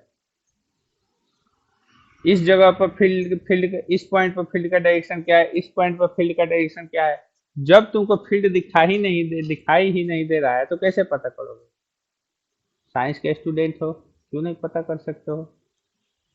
डायरेक्ट वहां पे जानते हो क्या रख दोगे, पॉजिटिव चार्ज पार्टिकल लोगे, कोई भी एक छोटा सा पॉजिटिव चार्ज पार्टिकल लोगे।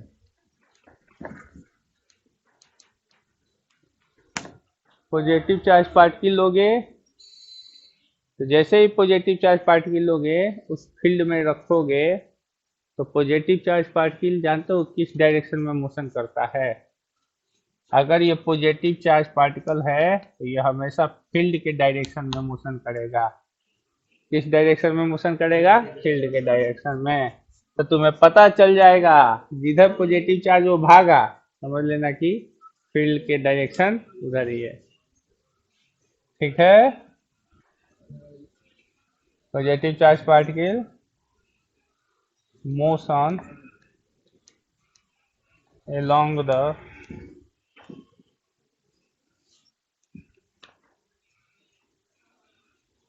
field electric field direction.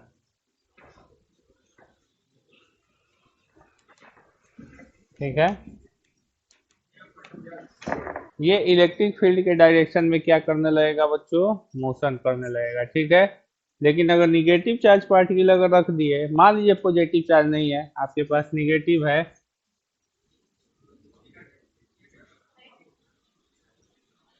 Negative charge particle है, तो ये किधर मोशन करेगा बच्चों, बताओ, ये किधर मोशन करेगा, motion in the opposite direction of electric field, यानी विद्युत क्षेत्र के अपोजिट डायरेक्शन में मोशन करेगा। जैसे यहाँ पे कोई माइनस चार्ज पार्टिकल ले लिए, कोई माइनस चार्ज पार्टिकल ले लिए, तो ये किधर जाएगा बच्चों, फील्ड के डायरेक्शन में जाएगा। तो जिधर माइनस चार्ज जाएगा, जिधर की तरफ मोशन करेगा, उसके अपोजिट डायरेक्शन में एक लाइन खींच देना, वही आपके इलेक्ट्रिक फील्ड का क्या होता है बच्चों, डायरेक्शन होता है। ठीक है, तो ये तो कहानी है बच्चों स्ट्रेट लाइन की, किसकी बच्चों, स्ट्रेट लाइन में ये तुम अप्लाई कर सकते हो पॉजिटिव चार्ज नेगेटिव चार्ज। लेकिन अगर कर्व लाइन की बात आ जाए तब क्या करोगे, कर्व लाइन की बात आ जाए तब क्या करोगे। तो यहाँ पे देखिए कर्व लाइन में हर एक पॉइंट पर फील्ड का डायरेक्शन क्या हो रहा है, चेंज हो रहा है। ठीक है, तो जैसे ही इसमें तुम पॉजिटिव चार्ज छोड़ोगे तो पॉजिटिव चार्ज इसी कर्व लाइन पर मोशन करेगा, कर्व लाइन पर मोशन करेगा, यानी प्लस द्वारा रिपल्स होकर वो किधर की तरफ आएगा, माइनस। तो ये मत समझ लेना कि एकदम सीधी लाइन पर आएगा, नहीं, कर्व लाइन मोशन करते हुए आएगा। कैसे आएगा बच्चों, कर्व। लेकिन उसमें किस लाइन पर जाएगा बच्चों, स्ट्रेट लाइन पर उसमें मोशन करेगा, लेकिन इसमें कर्व लाइन पर वो पॉजिटिव चार्ज पार्टिकल मोशन करेगा। निगेटिव चार्ज पार्टिकल छोड़ेंगे तो माइनस से किधर की तरफ आएगा, प्लस की तरफ आएगा, तो वो भी तो कर्व लाइन पर मोशन करेगा। तब क्वेश्चन उठेगा कि आप जानते हो कि डायरेक्शन किधर होता है, तो अपोजिट माइनस चार्ज के अपोजिट डायरेक्शन में, पॉजिटिव चार्ज के सेम डायरेक्शन में इलेक्ट्रिक फील्ड का डायरेक्शन होता है। तो उस समय जिस पथ पर वो मोशन करेगा उस पथ का डायग्राम खींच के और उसके हर एक पॉइंट पर आप टेंजेंट खींचोगे, हर एक पॉइंट पर अगर आप टेंजेंट खींचोगे वही फील्ड का डायरेक्शन होगा। अब जैसे यहाँ पे हम टेंजेंट खींच दिए तो ये हमारा फील्ड का डायरेक्शन हो गया। ठीक है, यानी कर्व लाइनों में, जैसे ये कर्व लाइन गया है तो यहाँ पे हम अगर खींचेंगे तो ये हमारा फील्ड का डायरेक्शन हो गया। अगर यहाँ पे एक पॉइंट है तो यहाँ पे हम टेंजेंट खींचेंगे तो ये हमारा फील्ड का डायरेक्शन हो गया। ठीक है, यानी कर्व लाइन पर टेंजेंट खींचकर, क्या खींचकर, टेंजेंट खींचकर, किसको खींचकर बच्चों, टेंजेंट खींचकर, यानी टेंजेंट कहेंगे क्या होता है, स्पर्श रेखा, जिसको किसी ने नहीं देखा है, विद्युत क्षेत्र रेखा, जिसको किसी ने नहीं देखा, because it is a hypothetical theory and hypothetical object. ये एक काल्पनिक सिद्धांत है और ये एक प्रकार की काल्पनिक वस्तु है जो हमारी कल्पनाओं में है, जो वास्तव में होती नहीं है। तो स्ट्रेट लाइन मतलब अगर फील्ड लाइंस, अगर स्ट्रेट लाइन द्वारा बना है तो उसमें सिर्फ पॉजिटिव और निगेटिव चार्ज के डायरेक्शन से पता चल जाता है। लेकिन जब कर्व लाइन हो जाएगा तो उसमें पॉजिटिव या निगेटिव चार्ज छोड़ोगे तो मोशन कर्व लाइन पर होगा। कहाँ पे होगा, कर्व लाइन पर होगा।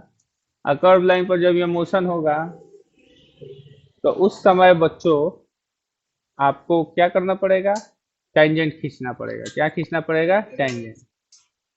और इसमें टेंजेंट टूजेंट नहीं खींचना है, इसमें तो वो ऑलरेडी स्ट्रेट लाइन में चलेगा। ठीक है, समझ में आ गया कहानी, ये और कुछ समझाएं, बताना चाहोगे कि छोड़ दें, हो गया।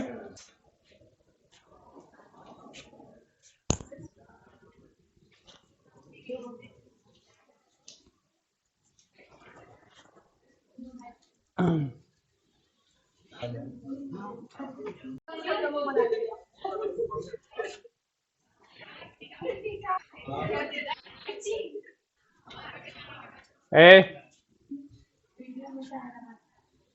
देखिए, यहाँ पे तो हमने आप लोगों को समझा दिया इलेक्ट्रिक फील्ड लाइंस क्या होती है, इनकी प्रॉपर्टी क्या होती है। एक लाइन जो है उसमें जो है मतलब उनकी प्रॉपर्टी में एक बहुत इंपॉर्टेंट लाइन होता है जो अक्सर एग्जाम में आ जाता है या अक्सर पूछ भी दिए जाते हैं, कि कई बार का आया हुआ ये क्वेश्चन है कि इलेक्ट्रिक फील्ड लाइंस एक दूसरे को क्यों नहीं काटती हैं, क्यों नहीं काटती है। तो देखिए, इलेक्ट्रिक फील्ड लाइंस आप जानते हो, पहले यहाँ पे समझना पड़ेगा direction of electric field line.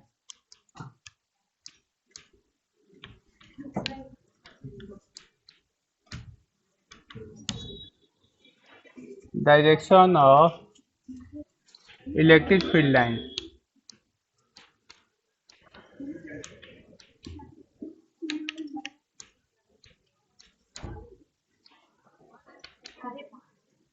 Direction of electric field, विद्युत क्षेत्र की दिशा।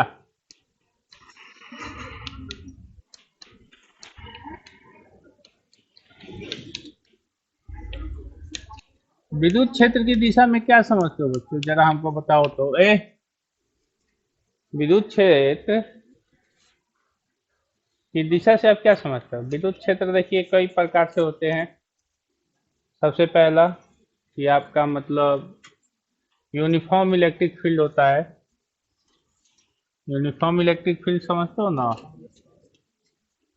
समरूप यूनिफॉर्म इलेक्ट्रिक फील्ड, समरूप विद्युत क्षेत्र, ठीक है। समरूप विद्युत क्षेत्र में क्या होता है, इसकी विशेषता क्या होती है? तो इसकी विशेषता यही होती है कि इलेक्ट्रिक फील्ड लाइंस आपस में क्या होते हैं, पैरेलल होते हैं, ठीक है। और इसमें हर एक पॉइंट का इंटेंसिटी क्या होता है, सेम होता है।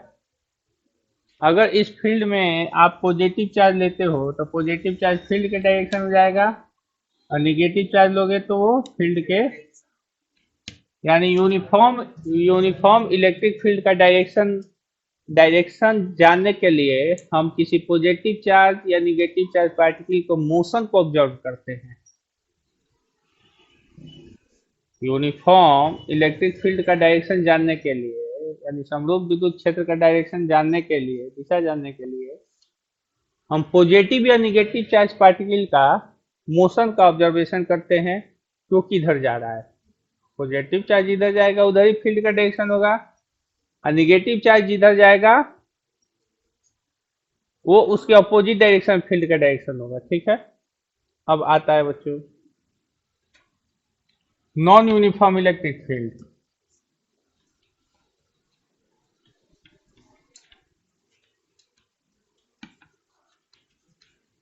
नॉन यूनिफॉर्म इलेक्ट्रिक फील्ड, तो नॉन यूनिफॉर्म इलेक्ट्रिक फील्ड में आप देखते हो कि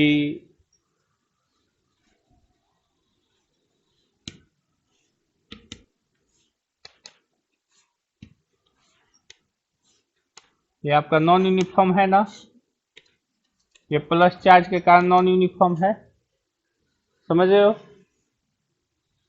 तो अगर किसी भी पॉइंट पर अगर आपको डायरेक्शन निकालना होगा तो वहां पे कौन सा चार्ज रखना है, या तो माइनस चार्ज नहीं तो प्लस चार्ज। तो माइनस चार्ज के कारण ये अपोजिट डायरेक्शन में आएगा, प्लस चार्ज के कारण ये उसी डायरेक्शन में जाएगा, ठीक है। तो एक पॉइंट पर केवल हमें एक ही डायरेक्शन मिल रहा है, कोई दूसरा डायरेक्शन थोड़ी मिल रहा है। अगर इस पॉइंट को देखें तो इस पॉइंट में ये डायरेक्शन है, ये ऐसा डायरेक्शन मिलेगा आपको, ये डायरेक्शन नहीं मिलेगा, ये डायरेक्शन मिलेगा। यानी किसी भी इलेक्ट्रिक फील्ड लाइन में सिंगल पॉइंट पर सिंगल डायरेक्शन आपको मिलेगा, किसका, इलेक्ट्रिक फील्ड का। ऐसा नहीं है कि ये निगेटिव चार्ज पार्टिकल है तो ये इधर जा रहा है तो ये ऊपर भी जाएगा, है हो सकता है, नहीं, ये एक ही डायरेक्शन में जाएगा, सिंगल पॉइंट से वो सिंगल डायरेक्शन में जाएगा। समझ रहे हो हमारी बातों को।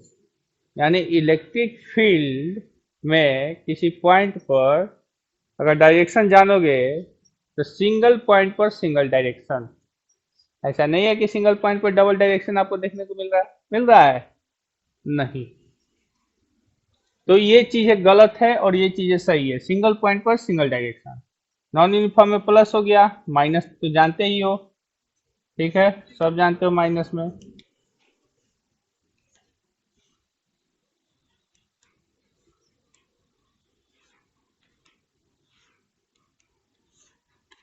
अब इसमें भी अगर आप कोई पॉजिटिव चार्ज रखोगे तो यहाँ पे पॉजिटिव चार्ज जिधर जाएगा वही ना फील्ड का डायरेक्शन होगा, तो पॉजिटिव चार्ज फील्ड के डायरेक्शन में जाएगा और निगेटिव चार्ज फील्ड के अपोजिट डायरेक्शन में। लेकिन क्या ये अपोजिट डायरेक्शन में गया तो क्या इधर की भी दिशा में जाने की क्षमता रखता है, नहीं रखता है, क्योंकि ये गलत है, क्योंकि सिंगल पॉइंट पर सिंगल डायरेक्शन में हो जाएगा, ये सही है, ठीक है।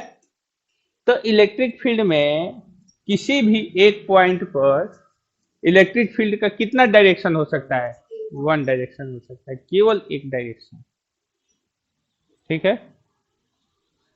दूसरी बात बच्चों, अगर ये पॉजिटिव चार्ज है और ये क्या है बच्चों, निगेटिव चार्ज है, तो आप जानते हो कि इनसे निकलने वाली लाइंस ऐसे कर्व होती है ना, हम ढेर सारी लाइनें नहीं खींचेंगे। तो इन कर्व लाइन पर किसी एक पॉइंट पर देखोगे, तो मान लीजिए ये पॉइंट लेते हो तो इस पॉइंट पर सिंगल डायरेक्शन आपको मिलेगा, टेंजेंट खींचने पर, क्या खींचने पर, यानी स्पर्श रेखा खींचने पर, ठीक है। यहाँ पे अभी तक ले कैसे डायरेक्शन मालूम हुआ, तो ये डायरेक्शन मालूम हो रहा है मोशन ऑफ चार्ज पार्टिकल, किससे बच्चों, मोशन ऑफ चार्ज पार्टिकल से। मतलब समझ रहे हो ना, गतिमान आवेश से ये आपको अभी तक डायरेक्शन पता चला रहा था इन तीनों कंडीशनों में, ठीक है। लेकिन यहाँ पे किससे पता चला बच्चों? टेंजेंट खींचने से। इस पॉइंट पर अगर देखोगे तो इस पॉइंट पर टेंजेंट खींचोगे तो ये पॉइंट पर ऐसे टेंजेंट मिल जाएगा। समझ रहे हो? ये है इलेक्ट्रिक फील्ड का डायरेक्शन, ये भी है इलेक्ट्रिक फील्ड का डायरेक्शन। समझ में आ गया?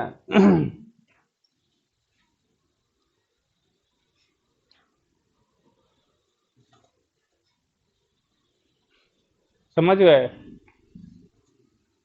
तो दोनों इलेक्ट्रिक फील्ड के डायरेक्शन है बच्चों। तो हर एक पॉइंट का सिंगल डायरेक्शन होता है, ऐसा नहीं ना है कि इसमें डायरेक्शन ऐसे गया हो, है? ऐसा संभव हो सकता है? नहीं, यही वो संभव डायरेक्शन है, ठीक है। यही वो संभव डायरेक्शन है। यहाँ पे रखोगे डायरेक्शन ऐसे हो जाएगा, ठीक है। यानी इलेक्ट्रिक फील्ड में सिंगल पॉइंट पर वन डायरेक्शन होता है, टू डायरेक्शन नहीं होता है। लेकिन अगर इलेक्ट्रिक फील्ड लाइंस एक दूसरे को ऐसे कट करती है, इलेक्ट्रिक फील्ड लाइंस एक दूसरे को ऐसे कट करती है, देख रहे हो ना बेटा जी, तो दोनों लाइन का एक कॉमन पॉइंट हो जाता है। जहां पे कटिंग पॉइंट होता है वहां पे ये जो पॉइंट है वो इस लाइन पर भी है और इस लाइन पर भी है। अब यहाँ पे क्या है, ये कटिंग पॉइंट पर ये जानते हो ये क्या है? ये स्पर्श रेखा है,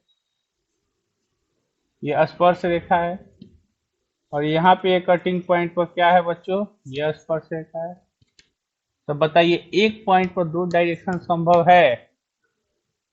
नहीं है। एक पॉइंट पर दो डायरेक्शन संभव है? नहीं है। जब एक पॉइंट पर दो डायरेक्शन संभव नहीं है, हम अभी तक पढ़ाते आ रहे हैं कि सिंगल पॉइंट पर सिंगल डायरेक्शन होता है। और यहाँ पे सिंगल पॉइंट पर कितने डायरेक्शन हो गए? एक इधर, इस रेखा के लिए इधर हो गया और इस रेखा के लिए इधर हो गया। दैट इज नॉट पॉसिबल, ये संभव नहीं होता है। तो यही बात लिखा होगा आप लोग के प्रॉपर्टी में भी। क्या लिखा है पढ़िए, कि विद्युत क्षेत्र रेखाएं एक दूसरे को क्यों नहीं काटती है? Why the electric field lines are not cut each other?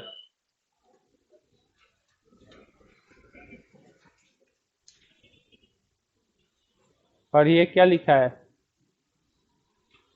यही ना लिखा है? अरे वाह भाई वाह, ठीक है।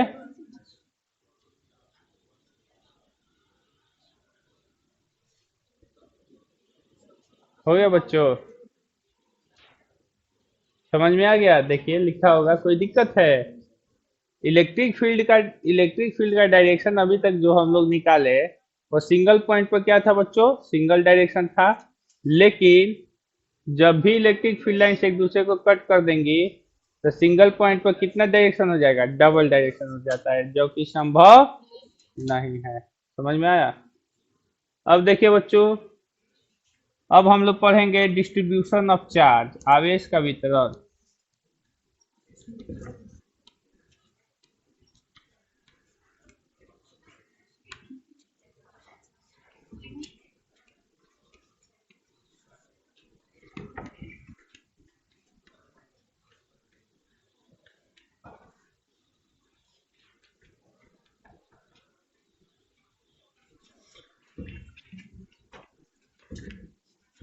ठीक है,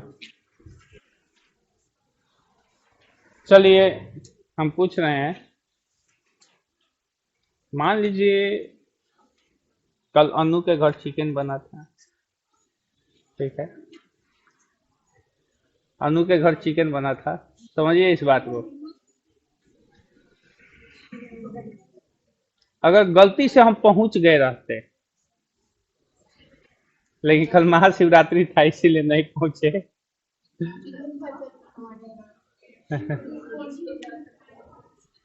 चलिए ठीक है, भगवान शिव ये नहीं कहते हैं कि मांस खाइए या मछली मत खाइए, चाहे अच्छा, भगवान शिव तो अपने अपने ही सिर्फ अपने ही वो अपने शिवलिंग के ऊपर मांस अर्पित किए थे।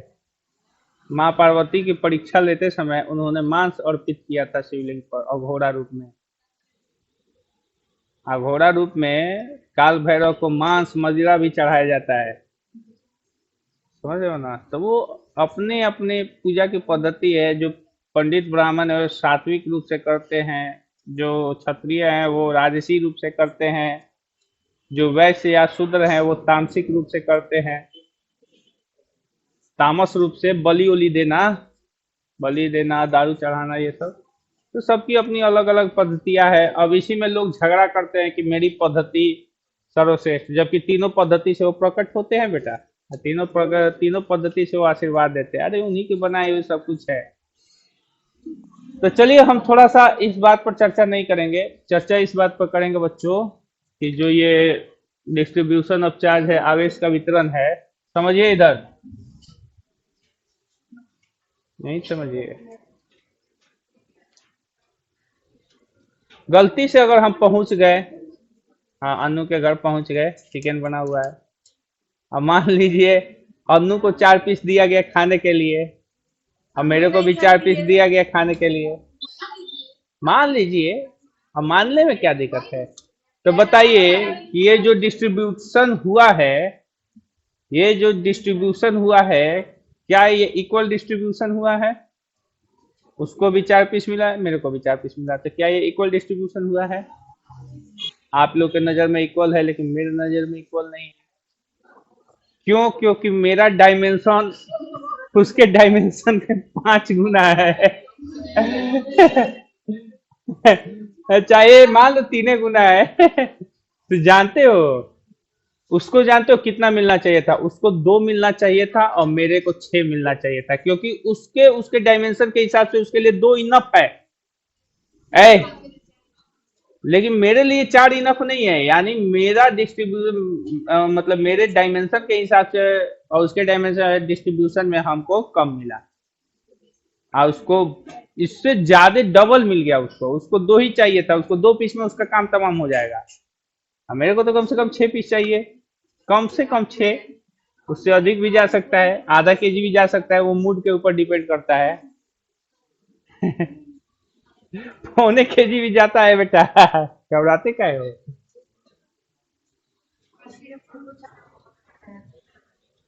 चलिए समझे इधर, समझ गए। तब तुम लोग समझ गए होगे कि हम क्या चीज है। आओ इधर। तो डिस्ट्रीब्यूशन ऑफ चार्ज, आवेश का वितरण। तो जब भी किसी वस्तु के ऊपर चार्ज डिस्ट्रीब्यूट होता है, तो उस डिस्ट्रीब्यूशन को जानने के लिए बच्चों कुछ थेसिसें डेवलप की गई, और उन थेसिसों में आता है लीनियर चार्ज डेंसिटी, रेखीय आवेश घनत्व, सरफेस चार्ज डेंसिटी, पृष्ठीय आवेश घनत्व, और वॉल्यूम चार्ज डेंसिटी, आयतन आवेश घनत्व। तो समझिए यहाँ पे उसको 4 मिला, मेरे को 4 मिला, तो हमारे डायमेंशन के हिसाब से हमको कम मिला, क्योंकि मेरा टेंडेंसी है कम से कम 6 खाने का। जब 6 खाएंगे तो मेरा पेट भरेगा, और वो 2 खाएगी तो पेट भर जाएगा उसका। तो इसका मतलब हम लोग के डायमेंशन के हिसाब से अगर चार्ज, मतलब देखिए मान लीजिए एक छोटी सी, मान लो एक छोटा वस्तु है रे, एक छोटा वस्तु है और एक बड़ा वस्तु है। हमने इस पर भी 4 कूलम्ब आवेश दे दिया, इसका इस पर भी 4 कूलम्ब आवेश दे दिया, तो क्या ये डिस्ट्रीब्यूशन इक्वल हुआ। नहीं हुआ डिस्ट्रीब्यूशन इक्वल। तो कौन सी थेसिस है जो ये बतलाता है कि डिस्ट्रीब्यूशन इक्वल नहीं हुआ। तो ये वो थेसिसें हैं, मतलब जो थेसिस पढ़ाने जा रहे हैं, जो बताएंगे आपको कि डिस्ट्रीब्यूशन इक्वल हुआ है कि नहीं हुआ है।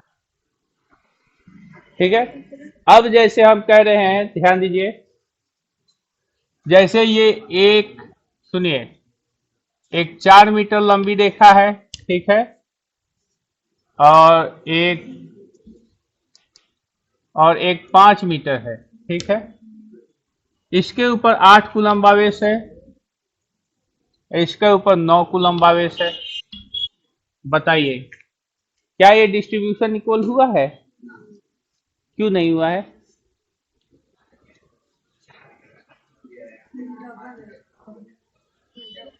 तो इसका मतलब कैसे कह दोगे कि इक्वल नहीं हुआ।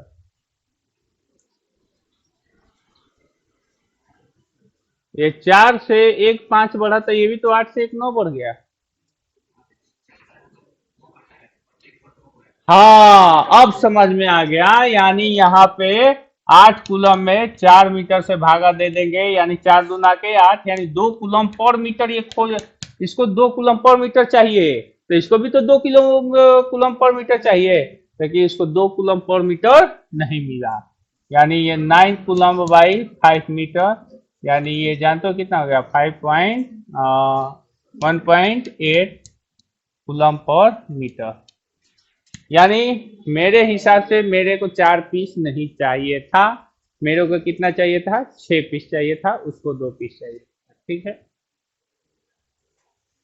अब समझ में आ गया बच्चों। तो ये डिस्ट्रीब्यूशन ऑफ चार्ज में आता है बच्चों, सबसे पहले लाइन डिस्ट्रीब्यूशन ऑफ चार्ज होगा, तो उसके बाद एरिया डिस्ट्रीब्यूशन ऑफ चार्ज होगा, फिर उसके बाद वॉल्यूम डिस्ट्रीब्यूशन ऑफ चार्ज होगा। ठीक है, तो लाइन डिस्ट्रीब्यूशन ऑफ चार्ज में जो थेसिस ये नापता है, जो थेसिस ये नाप के बताएगा कि डिस्ट्रीब्यूशन इक्वल है कि नहीं है, उसे हम लीनियर चार्ज डेंसिटी कहते हैं। क्या कहते हैं बच्चों, linear charge density.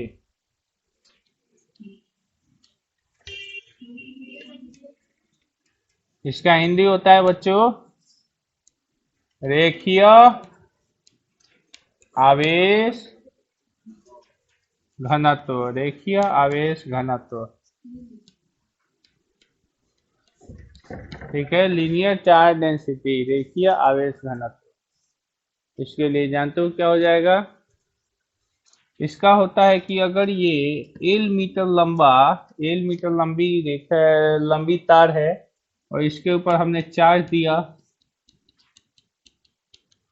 Q coulomb charge, तो हमें ये देखना है कि डिस्ट्रीब्यूशन सही हुआ कि नहीं हुआ। तो डिस्ट्रीब्यूशन निकालने के लिए हम क्या करेंगे बच्चों, मालूम है ना, बताइए क्या करेंगे।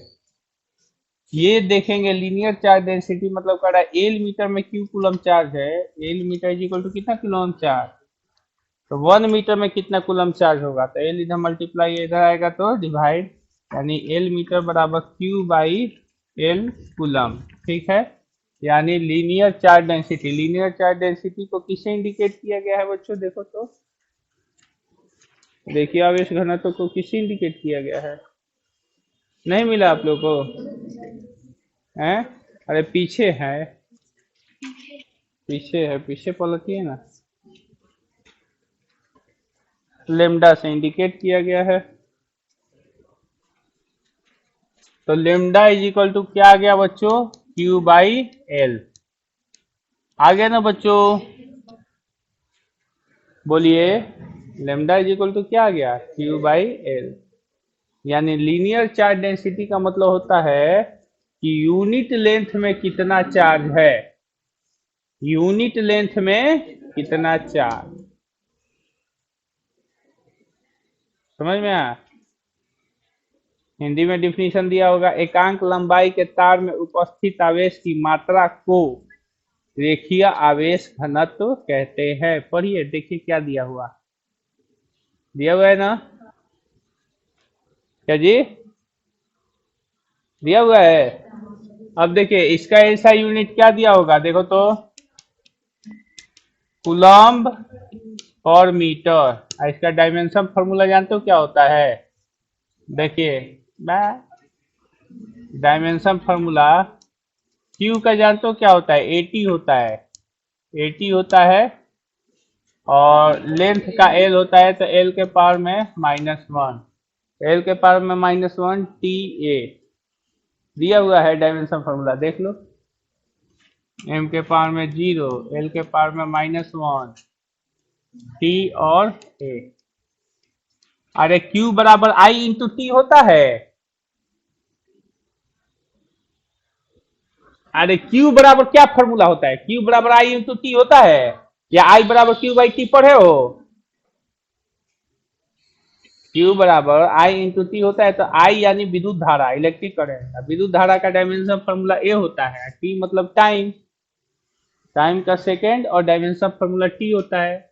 एल क्या है, लेंथ है, लेंथ का मीटर, और डायमेंशन फॉर्मूला एल होता है, तो एल नीचे +1 है, ऊपर जाएगा तो ए इंटू टी हो जाएगा, ये आई और ये टी का है।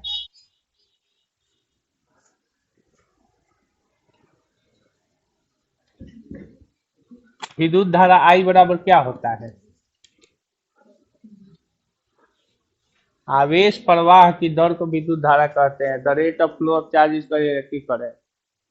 मतलब पढ़ने लिखने का नाम निशान नहीं है। पढ़ने पढ़े लिखे रहते ना तो ये तुम लोग को छोटा सा फार्मूला तबाह नहीं करता। टी जाके गुना होगा तो I into T is equal to Q. हम ये भी बताए थे कि आवेश का एसआई मात्रा कूलम होता है, लेकिन एक एम्पियर सेकेंड भी होता है। ये बात समझाए थे ना? लेकिन समझना थोड़ी है आप लोग को। तो आई का एम्पियर और टाइम का सेकेंड, एम्पियर सेकेंड और डायमेंशन फार्मूला ए और टी। तो ए और टी इसका डायमेंशन फार्मूला हम लोग लिख लिया। और लेंथ का मीटर होता है, डायमेंशन फार्मूला एल। नीचे +1 ए, +1 है, ऊपर गया तो माइनस। समझ में आया? तो ये है बच्चों हम लोग का लीनियर चार्ज डेंसिटी, मतलब एक रेखा पर आवेश का वितरण। ठीक है। और ये वितरण कौन दिखाएगा? तो कहता है यूनिट लेंथ में। इसमें बच्चों यानी 1 मीटर में आपको कितना कूलम चार्ज दिया गया वही निकालना है। तो यहाँ से हम लोग निकाले कि नहीं निकाले? जैसे 8 कूलम 4 मीटर में था तो 2 कूलम 1 मीटर में, 5 कूलम 9 कूलम 5 मीटर में था तो 1.8 कूलम पर मीटर में। तो हम जानते हैं कि इसका लीनियर चार्ज डेंसिटी इससे क्या हो गया? ज़्यादा हो गया। अब समझ में आया? तो ये होते हैं डिस्ट्रीब्यूशन निकालने वाले टर्म्स, और इसको डेवलप किया गया बच्चों। दूसरी बात है बच्चों surface charge density. Surface charge density देखिए क्या डिफिनेशन दिया हुआ है। पृष्ठीय आवेश घनत्व।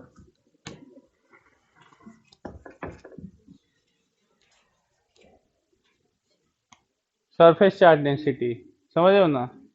पृष्ठीय आवेश घनत्व। जैसे यहाँ पे ये एक पृष्ठ है, इसका एरिया क्या है बच्चों? ए मीटर स्क्वायर है। क्या है? ए मीटर स्क्वायर है। एरिया ए मीटर स्क्वायर है। और इस पर क्यू कूलम चार्ज है। कैसा कूलम चार्ज है? Q coulomb. Plus plus plus plus डाल देना, डाल दोगे ना प्लस प्लस है। ये पूरा प्लस चार्ज डालिए इसके ऊपर। तो क्यू कूलम चार्ज इस पर कितना मीटर स्क्वायर पर है? ए मीटर स्क्वायर पर। तो 1 मीटर स्क्वायर यानी यूनिट लेंथ या यूनिट एरिया या यूनिट वॉल्यूम में कितना चार्ज होगा, यही आपका डिस्ट्रीब्यूशन बतलाता है। क्या बतलाता है? डिस्ट्रीब्यूशन ऑफ चार्ज बतलाता है, आवेश का वितरण बतलाता है। तो आपने इस पर आवेश वितरित किया क्यू कूलम चार्ज को कितना मीटर एरिया पर? ए मीटर स्क्वायर। तो हम ऐसे लिखेंगे ए मीटर स्क्वायर एरिया पर कितना क्यू कूलम चार्ज है बच्चों? Q coulomb. तो 1 मीटर स्क्वायर एरिया पर क्या हो जाएगा बच्चों? Q by A coulomb. समझ में आया? और इसी को कहते हैं बच्चों sigma. Sigma is equal to Q by A. यही है बच्चों सरफेस चार्ज डेंसिटी। और इसका अगर ऐसा यूनिट निकालोगे तो सिग्मा का ऐसा यूनिट जानते हो क्या हो जाएगा? क्यू का क्या हो जाएगा? कूलम। और एरिया का क्या हो जाएगा? 1 मीटर स्क्वायर। और इसका डायमेंशन फार्मूला निकालोगे तो क्यू का जानते हो क्या होता है? T A. अरे टी ए होगा ना, यहाँ पे देख रहे हो ना, आई का ए और टी का टी। एरिया है तो मीटर स्क्वायर, तो एल स्क्वायर। एल स्क्वायर नीचे प्लस दिया ऊपर गया तो तब समझ में आया? एम के पावर में 0, एल के पावर में -2, टी और ए। उसी तरह से वॉल्यूम चार्ज डेंसिटी हो जाएगा। तो वॉल्यूम चार्ज डेंसिटी जानते हो क्या होता है? Volume charge density, volume charge density मतलब एक घनाकार पिंड के ऊपर आपने कितना आवेश दिया। एक घनाकार पिंड के ऊपर आपने मतलब वॉल्यूम मतलब सॉलिड बॉडी के ऊपर कितना दिया। ये 1 डायमेंशन था, ये 2 डायमेंशन था, और ये 1 डायमेंशन डिस्ट्रीब्यूशन है, और ये 2 डायमेंशन डिस्ट्रीब्यूशन है, और ये 3 डायमेंशन डिस्ट्रीब्यूशन है। तो इस पर आपने कितना कूलम चार्ज दिया? Q coulomb. और कितना मीटर आयतन पर? तो भी मीटर क्यूब पर। तो इसमें 1 मीटर पर निकाले, इसमें 1 मीटर स्क्वायर पर निकाले, तो इसमें क्या निकालोगे 1 मीटर क्यूब पर। तब निकाल दोगे ना v मीटर क्यूब बराबर क्यू कूलम। अभी इधर गुना इधर जाएगा तो भागा 1 मीटर क्यूब बराबर क्यू बाई वी। इसको रो द्वारा इंडिकेट किया गया। उसी तरह से ऐसा यूनिट निकाल देना, उसी तरह से डायमेंशन फार्मूला निकाल देना। निकाल दोगे ना। इसमें कूलम पर मीटर था, इसमें कूलम पर मीटर स्क्वायर हुआ, तो इसमें क्या हो जाएगा कूलम पर मीटर क्यूब हो जाएगा। इसका एल के पावर में -1 टी हुआ, इसका एल के पावर में -2 टी हुआ, तो इसका एल के पावर में -3 टी हो जाएगा। अब निकाल दोगे कि हमको ही निकालना पड़ेगा? तो उतार लो। फिजिक्स अच्छा लगा आज का? चले वर्षा बुझाया है? तो डिस्ट्रीब्यूशन ऑफ चार्ज